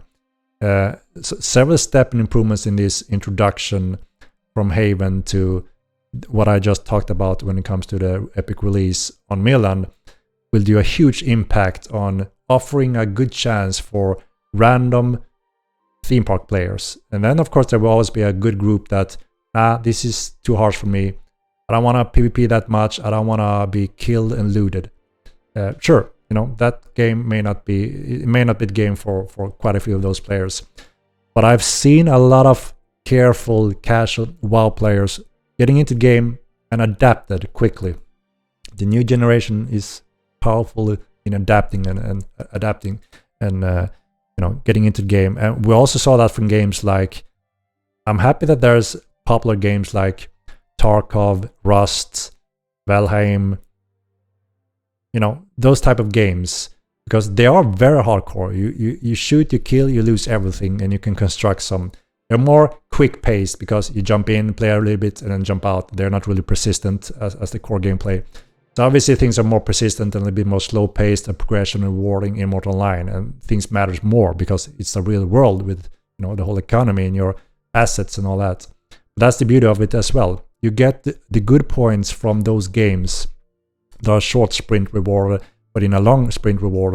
And obviously we're also getting the big MMO world experience in this game world. So we get a lot of the good thing and exciting thing, I think, from all those games. And just looking at those games I mentioned, there are millions of players that enjoy those games. And we see a lot of them finding Mortal Line and they feel at home instantly thanks to those games. So I'm very happy that those games are become popular and teaches players that, full loot, full PvP can be very exciting and interesting. And you can adapt to, it's not game over when you die and lose everything. It's not that type of quest grinding and epic loot grinding that you do in World of Warcraft and then to PvP in arena using that gear. It's, a whole different type of balance and focus. If there's no PvE friendly safe areas, then WoW players won't stay in Mortal 2. Like I said, there will be plenty of tasks, work, and areas that a lot of WoW players may prefer to avoid as much as possible from the PvE or PvP. I mean, so there's no doubt that there are going to be content for more casual players that don't want to participate that much in PvP. We already have a lot of those players actually. And a lot of them are reaching out and saying, oh damn, I always get PK'd and murdered for nothing, and the consequences for it may be too little. And I mean, there's a growing player base that enjoy the game, but obviously in some way struggle because we have a big amount of hungry PvP players that are waiting for proper PvP areas and things for fight for, and that is coming with TC and those patches. So obviously they're just hungry for everything, so everyone becomes a target and victim, right? As long as we can promote meaningful, exciting PvP, obviously those players will be happy participating in that, which means a little bit less just randomly killing someone because I'm not there anymore. So that is also part of the big balance. We need to add those components to the game so our different types of playstyles can enjoy the game. And that's also why we have a large world. There needs to be space for all the different content and, space to build large cities, set your own rules, stuff like that. And yeah, continue, expand, and improve the PvE content with interesting boss mechanics, interesting loot, then everything else follows as well, right?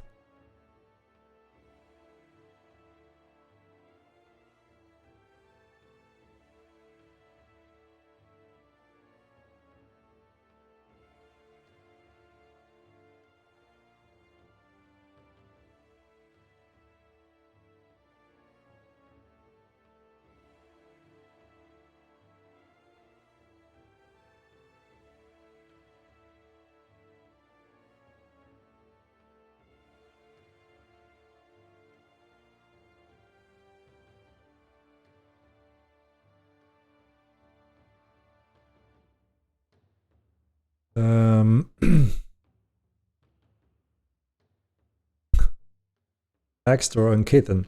I mean, Kitten was both a way for us to get into the Unreal Engine tech when we moved over to Unreal Engine 4.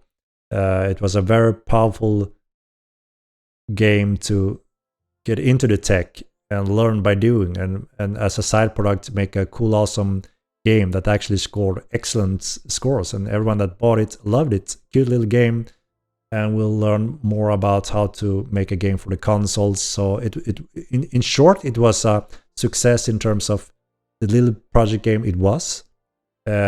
Obviously, that early on VR market without any marketing, we knew it wouldn't be a world sale success, but just gameplay wise, game rating wise, and the knowledge of the technology, consoles, and Unreal Engine 4 was the big win, right?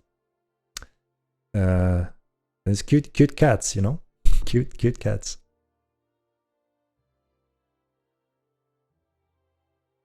Is Pebbles really a cat? No.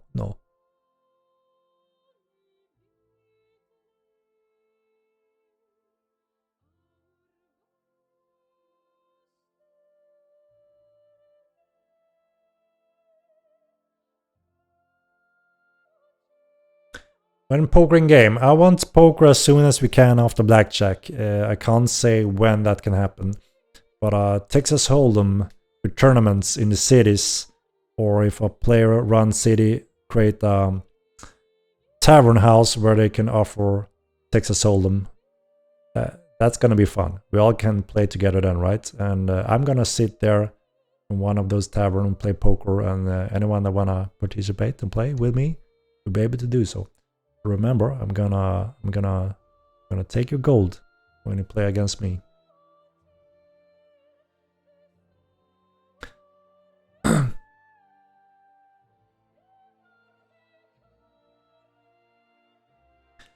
long have you been a game dev? Do you design or do you code mechanics? I started this company 2005. So that's, and 3 years before that, that's when I finished some of my game development degrees. So my main area is game design, and I put together the whole team, starting the company, funding the projects, finding the partners to get the technology. Epic Games, we were partnered with them since 2006 or something like that. We flew to North Carolina, visit their main office, which was an awesome experience to sit down with the developers and talk about Mortal Online and see how we could make the impossible possible. We were one of the first few small nobodies that got our hands on Unreal Engine 3 when the giants were actually making MMOs on Unreal Engine 2. So we were way before our time, and it was crazy that us nobodies got that opportunity. It was mostly the giants like Microsoft and those that licensed Unreal Engine 3. It was very expensive back then. They sold the engine for several millions to license it. It's not the same model as it is today. So yeah, it was quite the journey. So I don't know how many years is that. Quite a few years, right? So I have a very wide knowledge. Like I said, I'm not sitting in codes or doing too deep development process because I simply can't be too deep in one narrow thing. I need to be a little bit more on the top, making sure the game design and the framework and the vision is being followed and delivered. And then we have obviously several leads and areas where there are more specific responsibilities for the different things. So mostly game design and overall work on the game and the company since 2005 when we started the company.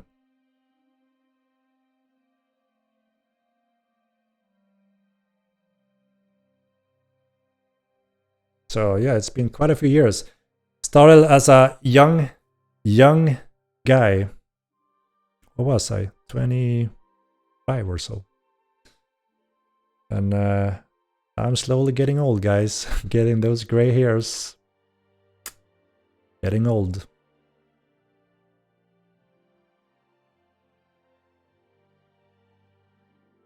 But that's also, I think, the reason for...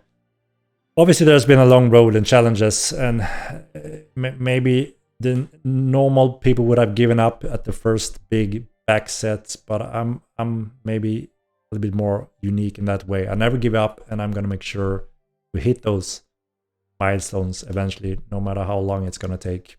And we're on a very good path now. The goal is in reach. The light is in the tunnel. We are progressing very well. We have the requirement. We know what we can do now. And yeah, now we just need to get it. Is that a tail? It is the tail, indeed, a little short tail.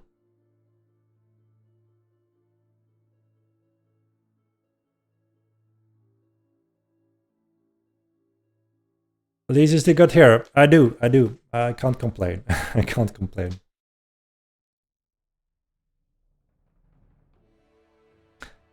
I mean, gray hair is confirmed to be related to stress, right? So you lower that bar to get easier, more gray hair if you stress more. So I try to relax so I don't get completely gray haired overnight.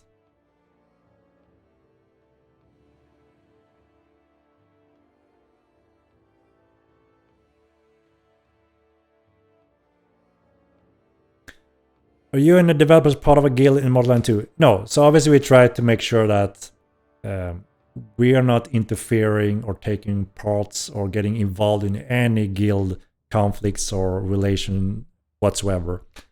That wouldn't be good, right? So we don't read up or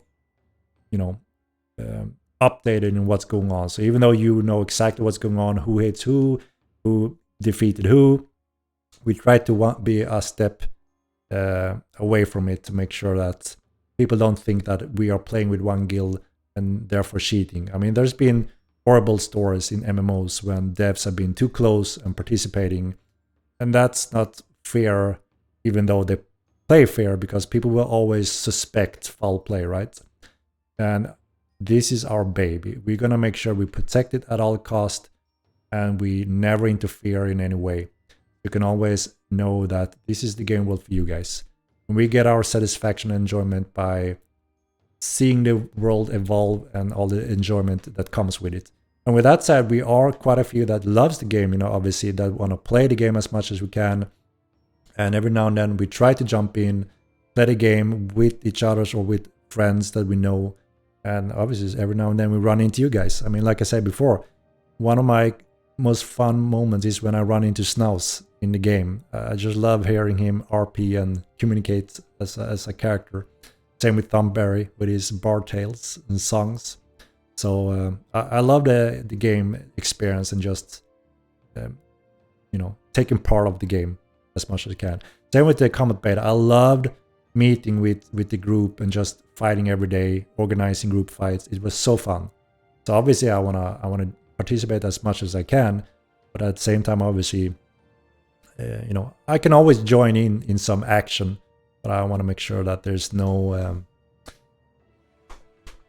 no change in outcome. Pretty much, that's down to the players.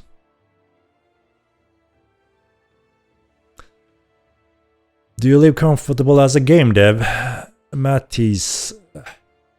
So there's good things and bad things when it comes to game deving in the industry, and I think most game devs and companies in the world knows this and agrees on this. It always sounds exciting and cool and fun, right, to make games. I mean, we are so many gamers, and feels and seems like a dream, right, to just make games as a full-time job. But it always comes with a lot of challenges and so many things around it that it's far from a easy walk in the park. And especially if you're so put the bar so high and try to make the most complicated game in the world, obviously that doesn't help, right? Sometime when we see other games, very simple, very small, quick development time and huge success and huge reward. Obviously, you can get jealous as a game dev that said, okay, we worked 16 years of our life so hard, and we're trying to really deliver the game of our dream, and we have every now and then been so close to get that momentum, get that going, and we are more equipped now. So it's just a little bit that is required to make a huge change for the future. And the exciting part is that we don't need much of a success to be very successful as a company, because we're a small independent company. If we were a company like Blizzard or those giants, we would require a so much greater player base to remotely be successful. So we have a much smaller, the turnover, the requirements to actually become quickly very successful. So, and just seeing since the Comet beta and throughout the stress test with a small or a quite decent viral jump from some of the streamers and YouTubers, and so many reached out and thought, this is so cool, you're gonna change the industry, we love it, we're gonna be back when this and that delivers. That made it very clear that it can quickly become very successful. You just need to deliver these components and make sure the game is stable and protect it. So yeah, with that said, like I said, it's been a long journey and it's been far from a walk in the park. So and I think it's very important that you need to be extremely passionate and obviously be devoted for this to happen. If I wasn't this invested and passionate, then obviously I would given up many years ago in the first game. We did impossible, quite possible. And now we have the best opportunity since ever to really take that leap, to put Mortal Kombat 2 on the world map. And all thanks to you guys also, obviously. That's, exciting time. We're getting closer and closer.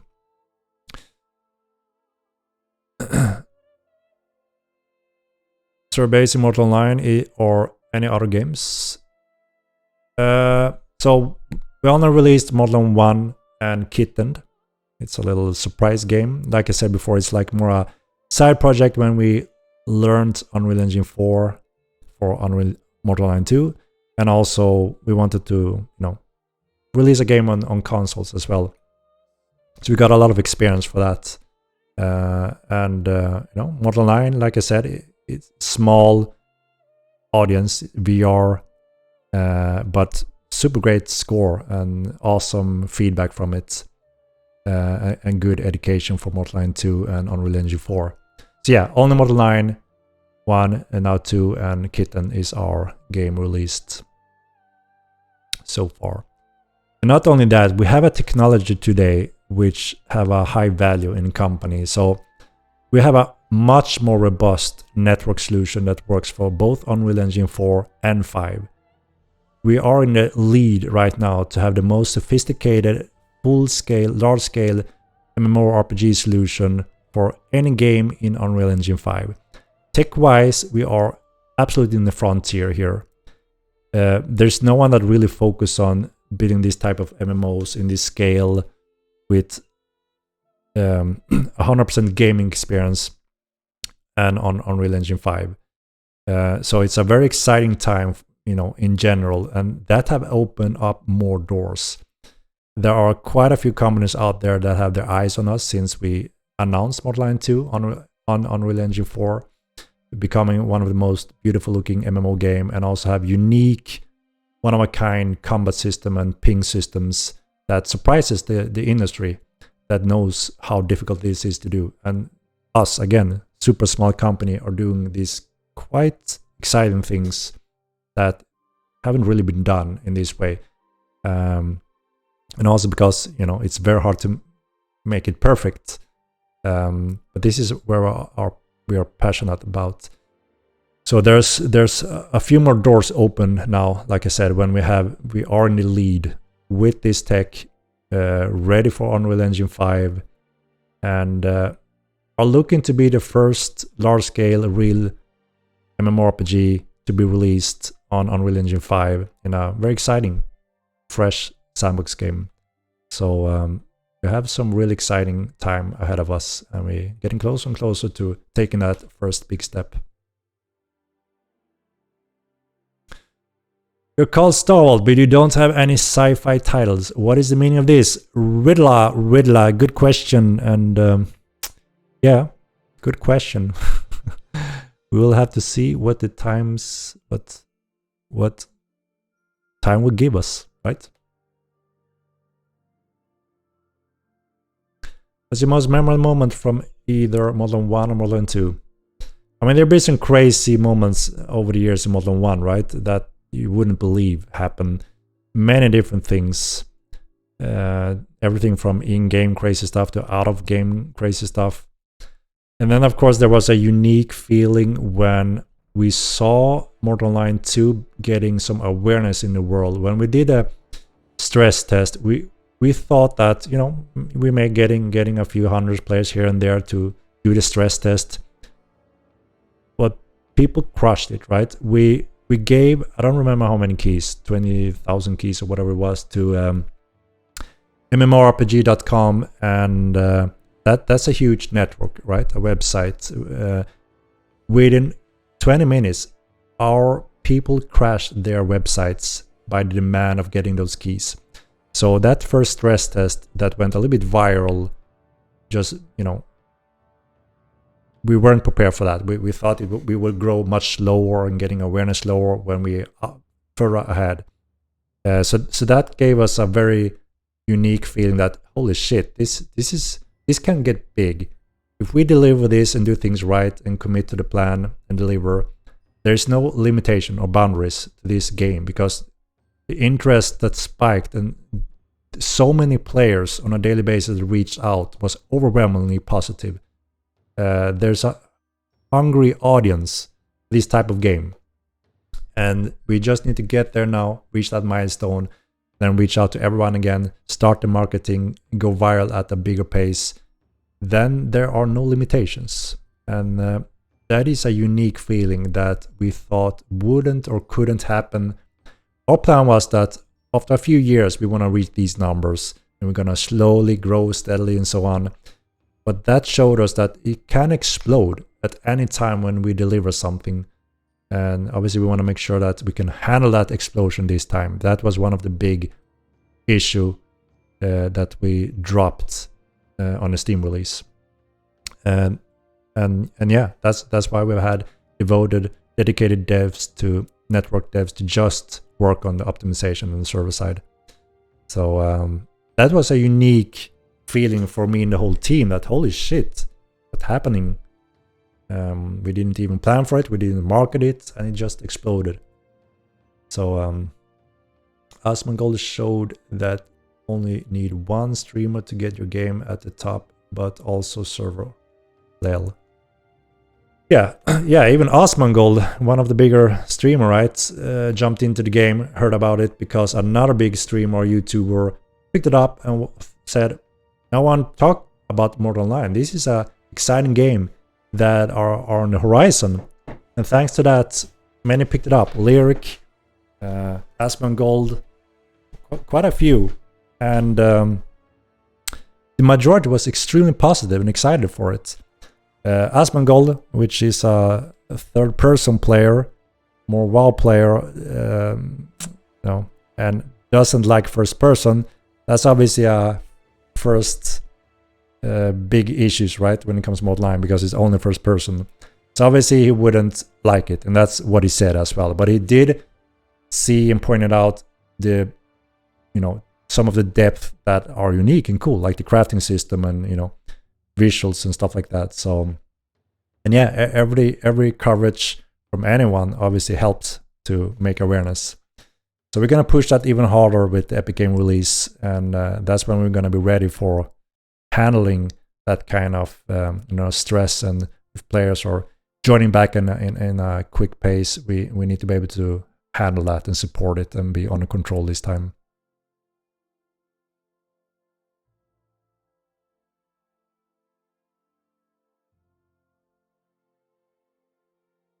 Need a new Star Wars Galaxy that takes Motron to combat approach.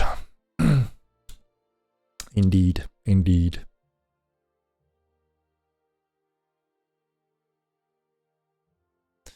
Hope when Epic Games releases and you have the server stable, we could try to get them back in. My only issue is they will bring thousands of people, whilst the server capacity is around 2.5k, right? So, like I said, we're still working on this heavily, and I'm quite certain today that we will reach a very impressive number, and that should be sufficient to have Myrland more than well populated. And that's also where we feel happy enough that this is a very good population for a continent sized like Myrland. And then obviously, if we need to support more simultaneously, we need to add additional continents. And that's always been the plan, right? To slowly grow and add more continents, the more we are in need of land and space. And we are pinpointing those numbers right now. We're evolving in that place.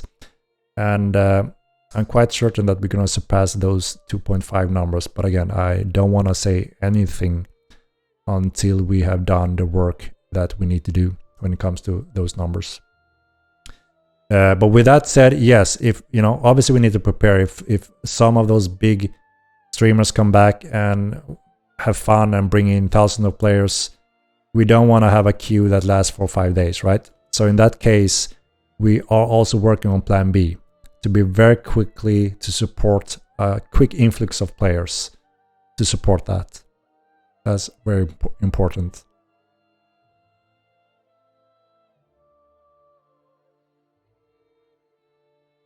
We're looking at the sound, how we will handle that in Unreal Engine 5. We have one guy that had that as his main responsibility. So they're investigating to see, because there are a few issues and bugs, or I would say not good support for large-scale sounds in Unreal Engine 4 without doing some work on it. And I'm sure you have noticed that in large battles when we have a few hundred players fighting and the sound just dies. Obviously, we need to solve that, right? But we don't want to spend time in Unreal Engine 4 for that. So we are looking into how that is handled in Unreal Engine 5 and what options we have. That's quite important that the sound is always there, right?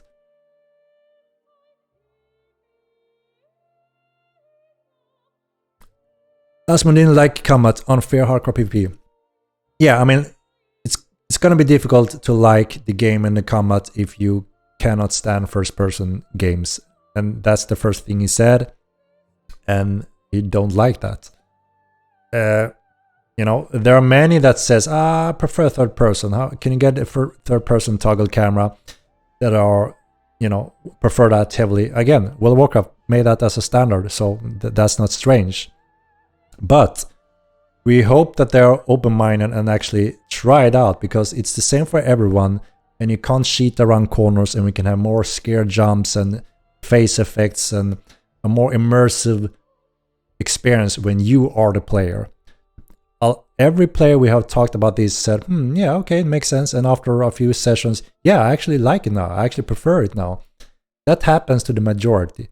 But there will always be obviously those that, no, I hate first person. I will only play some top-down view games and that's it. And yeah, Asmongold said very clearly he's not a first-person player whatsoever. Then it's difficult to enjoy the combat because it's only first person, right? But yeah, we know that Mortal 9 is not for everyone. That's just how it is. It came from WoW. Yeah, like I said, there's been a huge influx of players coming from WoW that have embraced the game and learned it and are ready and hungry for something more demanding and interesting or challenging than World of Warcraft gives. I mean, WoW can be super nice and chill and casual.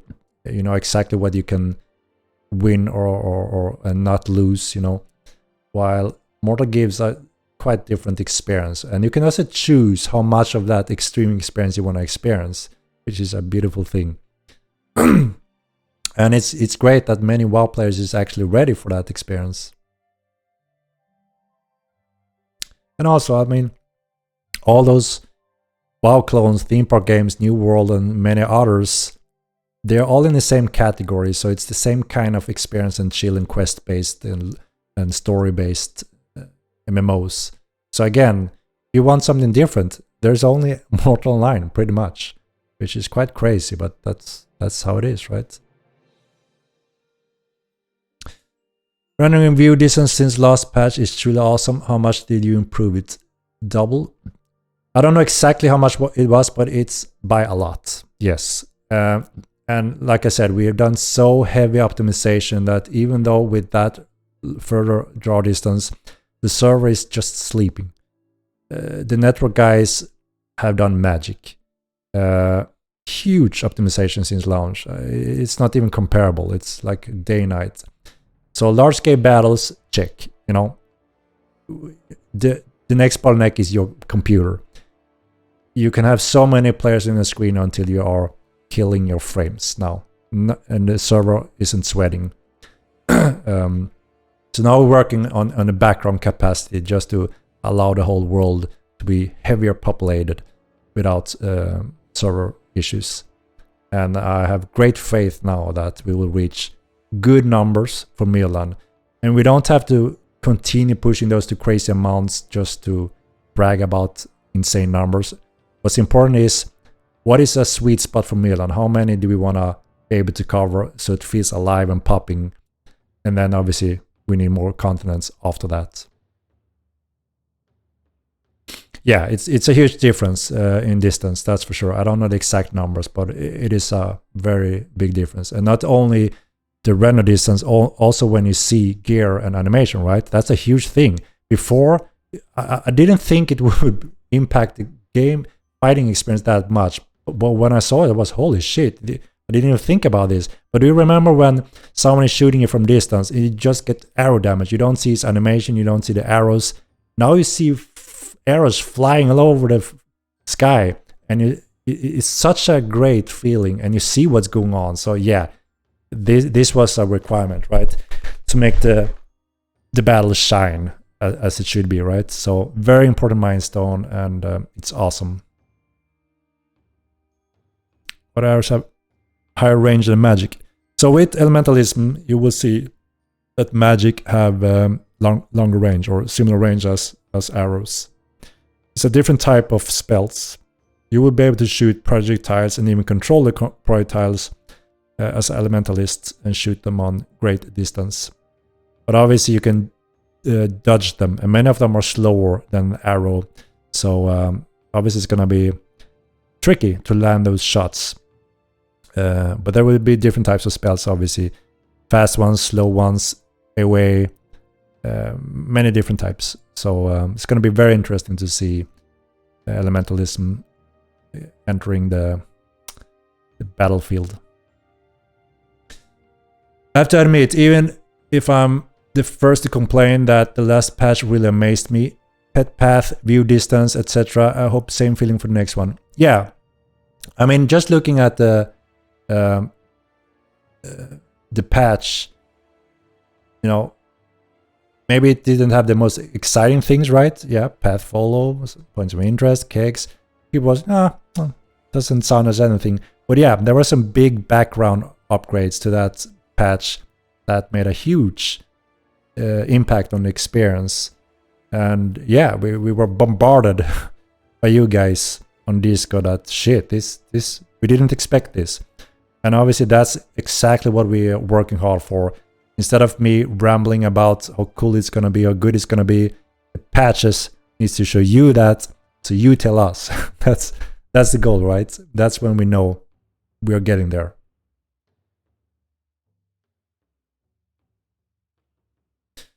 Other progress so far, would you consider letting people respawn in their house, but a long cooldown, small groups and guild ones purpose for their houses too? We're looking into that. So we're looking also with the TC functions and services. Again, there's one important factor we always need to consider, especially when TC and sieging comes in, because location, transportation is going to be very important when it comes to balancing in sieging and combat. So if you can quick transport across the world very quickly and efficiently, we're going to skew the balance heavily here. We're gonna also compete with the world traveling, transportation, risk and reward, and also conflicts. It's gonna be awesome, I think. So we need to be very careful in teleporting people over the world, because that bypasses and affects this part negatively. And you're gonna see more of this happening when cities needs to run supply lines, do trades, assist friends because someone is under attack on the other side, and attackers needs to be quick, because if the defenders or their supply allies comes in time, we lose the battle. Critical component that are dependent on positioning, tactics, and traveling in the world. You see what I mean? There's many very valuable and exciting parts that we need to be careful about when it comes to that. At the same time, we clearly see the efficiency and conveniency of being able to go across the world in different ways. But you see what we're getting at here, right? Because it's going to be much more important and more components that rely on transportation and traveling. So I just want to make that clear that it's a big thing we need to consider for sure.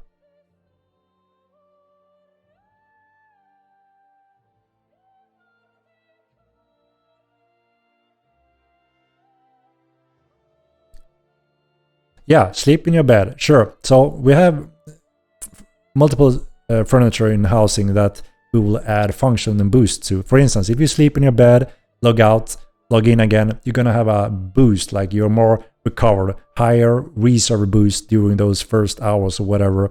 If you have a bookshelves with books, a library in your house, you may have a boost on your reading skills the first hour. Stuff like that makes sense. We wanna add more function and support on furniture. That makes sense, right? That's something we are planning to do.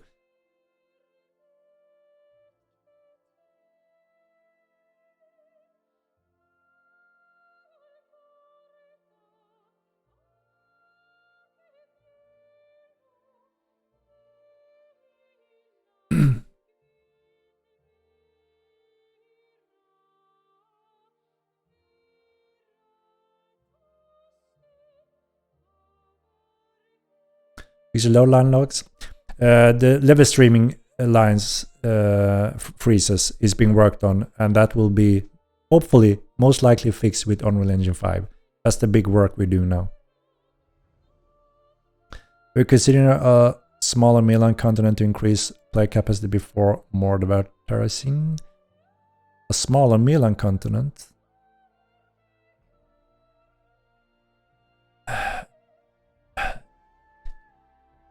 Not really. So the next continent is a real continent in the works that we want to have to be able to scale up, player population by twice the amount if we start spreading them.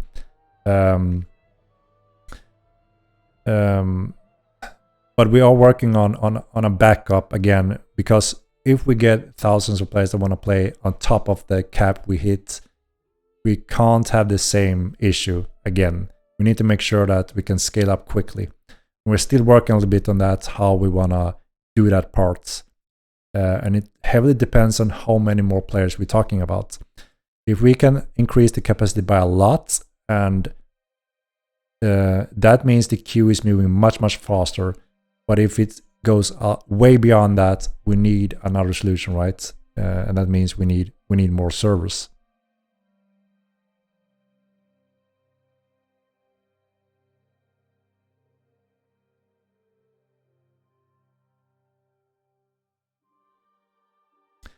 Down the new game just started last week. Thanks for the game. Alian, awesome to hear, and welcome to Mortal 9.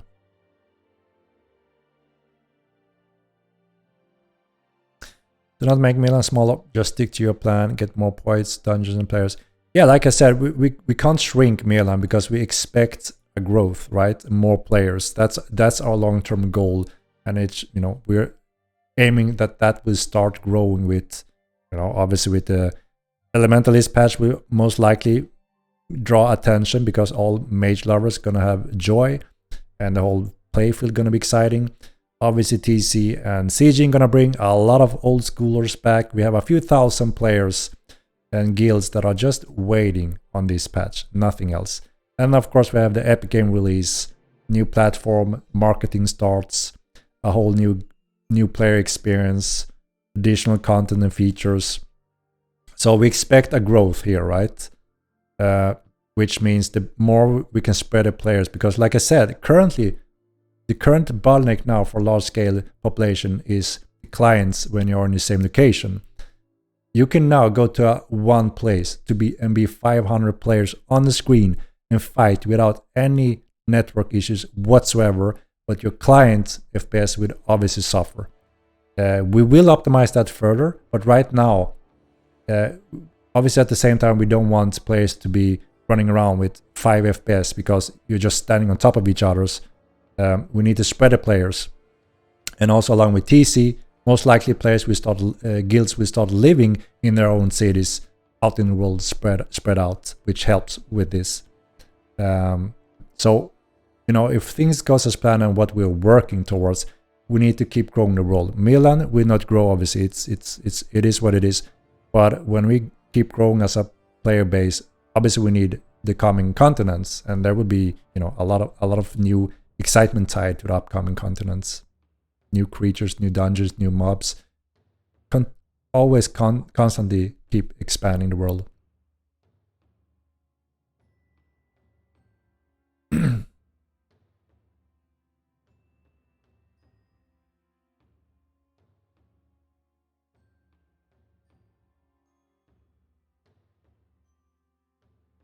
Yeah, obviously our target is not to be 1K players that we've been on every now and then during the, you know, the polish state and just getting there without having any super exciting things that pulls audience. So that's expected, right? But like I said, when we're getting to those juicy stuff that everyone wants and need and waiting for, that's when we expect growth, right? And it quickly changes. Your experience when you're out in Milan quickly changes by just going above a few additional hundreds at a certain range. All of a sudden it pops everywhere. You remember the stress test? People went to the jungle and went lost in the jungle, but still run into random people. It was crazy. So that quickly happens after a certain amount. And you know, there's no doubt we're gonna reach those numbers with these patches. We can't have a goal to go down and shrink, right? That's the wrong direction. Obviously, we want to put Model 9 on a world map and want to keep growing and pushing and delivering awesome content and having more feature that attract more and more players and different styles and have a awesome, exciting world.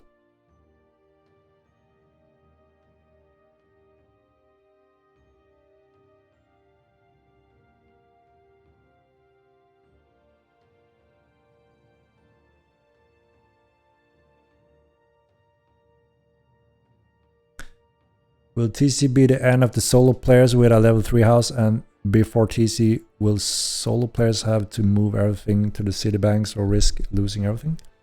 No. With TC, you'll be able to construct your own city, right? With own guards and your own laws and rules. And a key component here is to the landowners that want to rule. If you play your cards right, you may be protected even. So this is the beauty part of the new system. Instead of just not having promotion towards that player trade and interaction and neighboring and building your, you know, alliances with neighbors and stuff like that, there's no reward in just wrecking a random's house. There should be a good reason for that. Either like you're building in our city and you don't want to move. Okay, let's siege them, right? Or I hate you, you are my biggest enemy, we can't stand you as a guild, we want to siege you, we want a war. Those are obvious things, right, that the players create and cause themselves. But you as a solo player shouldn't have much to worry about as long as you don't live in those specific areas that occupy and piss them off, or you mess with them so they actually want to commit that cost and time investment to wreck your house. That's the goal when it comes to that. And instead, it may actually even say, hey, put your alliances towards us.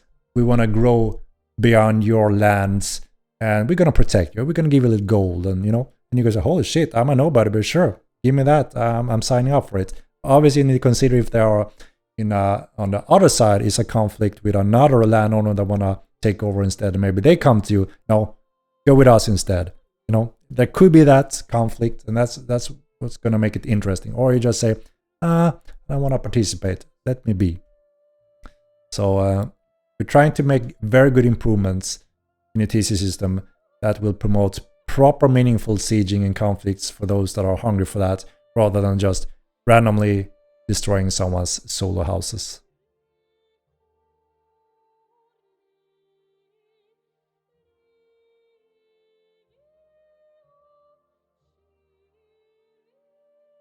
Can you expect in the Polish part of Sprint 2? What can we expect?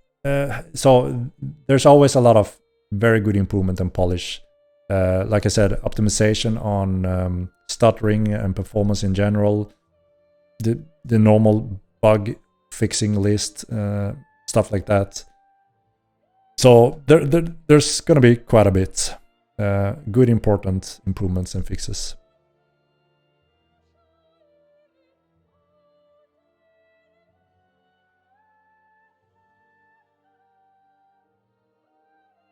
Can make campfire emit lights into the world, please? They do, but I think they're too weak. If you place a campfire out in the wild during night, you're gonna see there's a light being emitted, but it could be a little bit weak and short.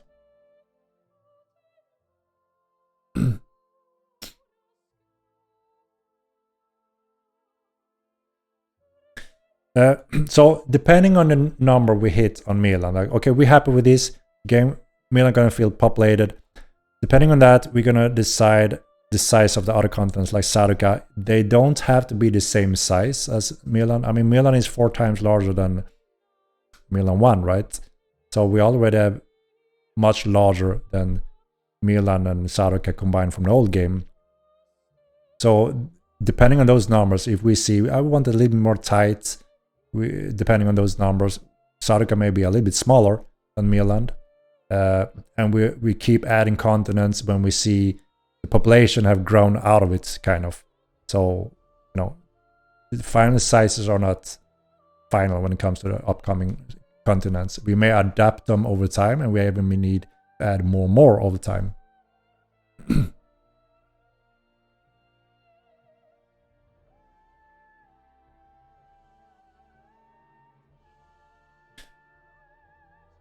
Yeah, so we're working on the Namesh. So in Sprint 4, we have Namesh in houses that's going to make pets more convenient to use in and inside or outside of houses. So that's on Sprint 4. There's some iffy struggles to be had currently, yes.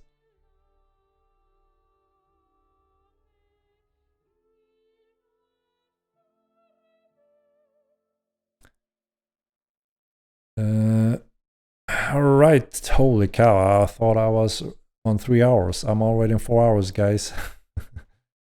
I'm always surprised how time flies when I do these streams.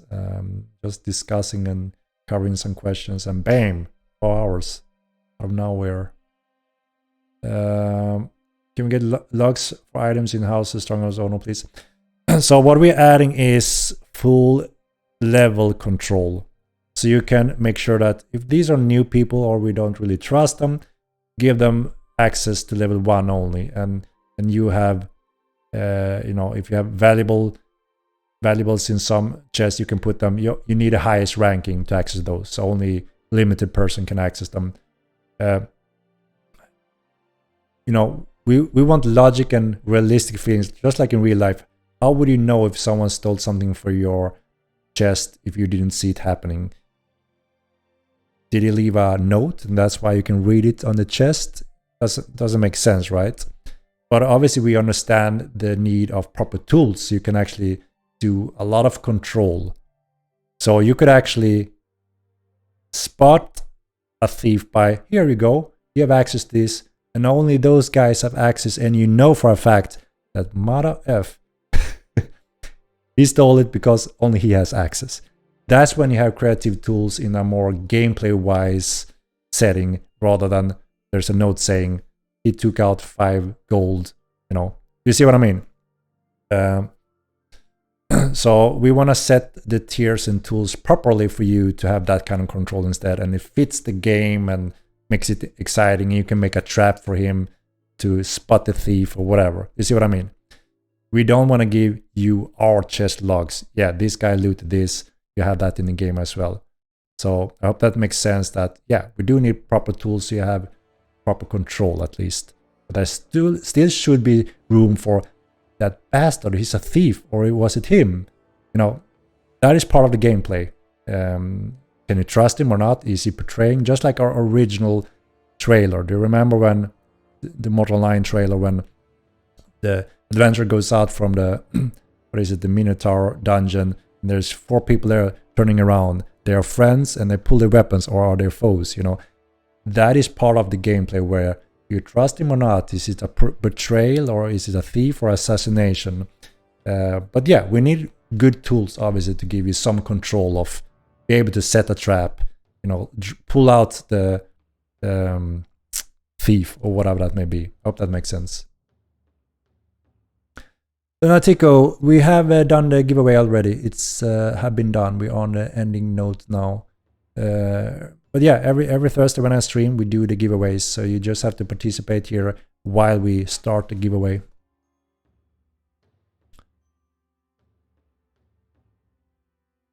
Can you pick chest? Yeah, so what we want to add is tools for allow you to give certain rank access for the different chests. So you have that control. So obviously with that said, you can set a trap. If there's someone you don't trust, or you know it's either him or those that have taken something from this chest, depending on the rank that you set. So you will at least be able to set the ranks for these are high valuables. We don't want to risk that, and no one else can access it. I mean, pick open with a tool. So again, we need to be careful in terms of if someone can pick open anything and take anything, then people won't use the chest anymore for valuables, right? That's a given thing. So we need to set very certain mechanics and rules in place if there needs to be something allowing such theft. I hope it makes sense, because if you imagine, if you want to rely on a player city and nothing is safe, you would go to the NPC city instead, right? We do want to promote real player cities with certain security when you pay for the services. And that's the only way to promote real use of a player-made city, if we can't supply those. So we actually have an explanation of something may be that there's a mage banker that have certain magical access to a certain bag, and they are safely stored by a spell, and therefore a thief can't just access it and steal things. And you're paying for these services. And that is kind of what we're using in the NPC banks. You can't siege them and steal them because they're also stored behind magic, if that makes sense. And I think that we need to offer full freedom and functions for players run cities with all the mechanic, or they won't be used 100%. And then, you know, we're bypassing the city buildings.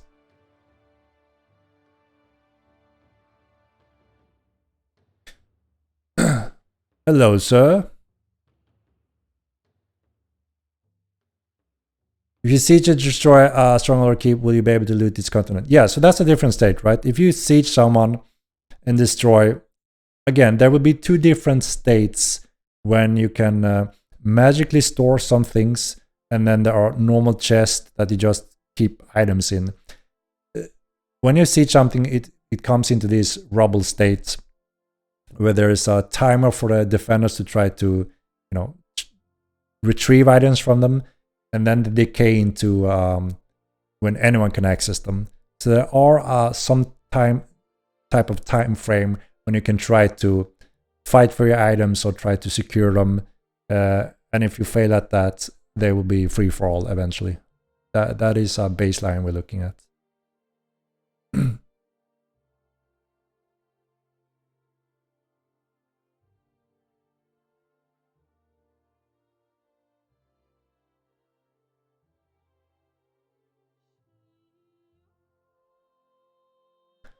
Are you going to be able to remove trees, or to build in areas. We are looking to the opportunity, yes, to be able to cut down trees and impact trees. It is possible now for us, but we need more time to actually make it happen. So I can't say when that could be something that goes live. But now it is actually a possibility for us.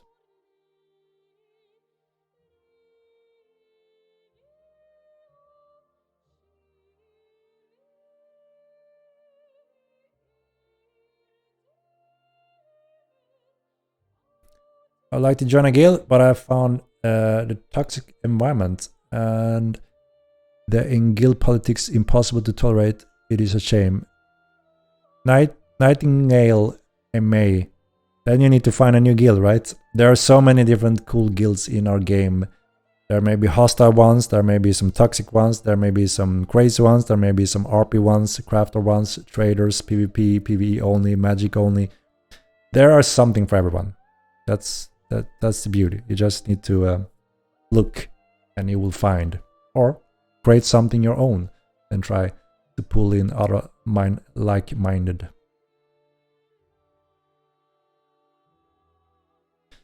Is the embassy building ran by the PC or by server, like as in when I pay for a security, what is keeping the PC from taking your money and just turning that off? So there will be different services to hire NPCs and such, and there will be different types of currency upkeep with this, both like a prominence cost and real gold. And depending on what they require, you need to fulfill those on a daily basis to have that services. And the interesting part with these other currencies, which is the more prominence cost, is that you as a group and guild and citizen needs to work towards that and contribute to that pool. So that's not a currency you can hold on to. It's actually contributed by different actions in the game, which is really cool. So you will be able to see leaderboards in your guild that this lazy bastard is not contributing whatsoever. So we need to have a talk to him with him, or you set up your own rule. Everyone needs to contribute with this much. Let's work on this target now. And it's cool because you're going to be able to see, holy shit, this guy is on the top chart. He's such a good asset to the guild. He's doing an awesome commitment. You know, stuff like that is really awesome and interesting and can create different scenarios within the guilds as well. And it's a satisfaction way also to see, look, I'm so freaking good that I commit all this to the guild. I'm great, I'm powerful, I'm on the leaderboards. And those contribute to some of the costs to run a city. And you can obtain these by PvPing or PvEing in general. And we're also looking into possible crafting services to obtain that kind of currency.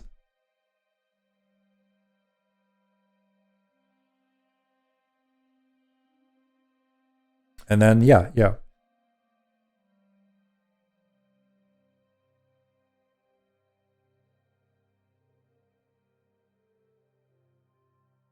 Well, play the game if it had rat, man. There are rats. There are rat players.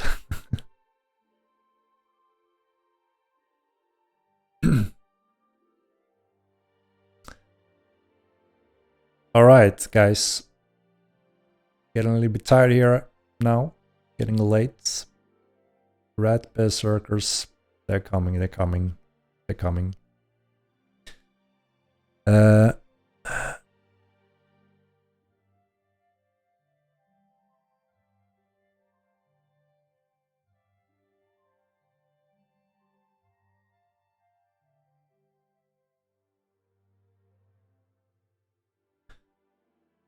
Alright, I think this is my cue. My nightly snack before it's too late, guys. Yeah, as always, it's been a pleasure to hang out with you and covering questions and having these discussions. And thank you all for your donations, subscriptions, and questions. And I will be seeing you very soon again. We have done a pretty I haven't missed many streams. Quite crazy. I don't know how many I've done so far, but every Thursday since beta, I've been running these streams. Yeah, it's been quite the raid, quite the stream journey. I'm soon not a stream noob anymore. All right, let's do our traditional raid, guys. It's time. Let's see. Yeah, we got some streamers. I will do the classic votes, I guess. That's a good way of determine when I'm tired. I can't think. People in Steam, not enough. Yeah, I mean, now it's gone down quite a bit. When I do these, so my target is not to run over 4 hours. That's, you know, probably people get tired and hear me repeating myself. That's not effective, right? But it, you know, like that, and the time had passed. My aim is actually more around 2 to 3 hours max, and that's when we have at least twice the population, so it's more efficient, and you don't hear me repeating. So it's fully understandable if people drop out. So it's my fault for not staying to my rules and topic that I set up. It's just difficult to do sometime. And also depending on the topics and preparation, nothing special going on today. I'll do the sneak peek, yeah, but obviously we are doing a special reveal and gameplay with sieging or teasing. I'm quite sure we're gonna go quite high in the numbers. So as soon as we have some preparation and exciting stuff, the numbers goes up very quickly. Yeah, people are asleep here as well, so different zones. But all right, let me do this little votes, and I want to hear you. Who you want to raid today?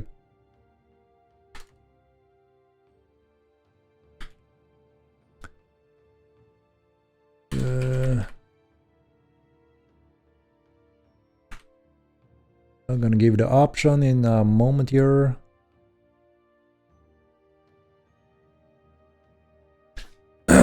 Holy cow, here's a doggy. We have more.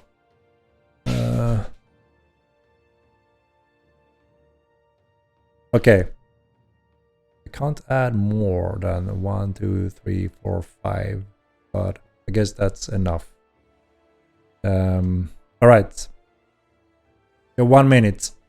Cast your votes, and then we do a raid.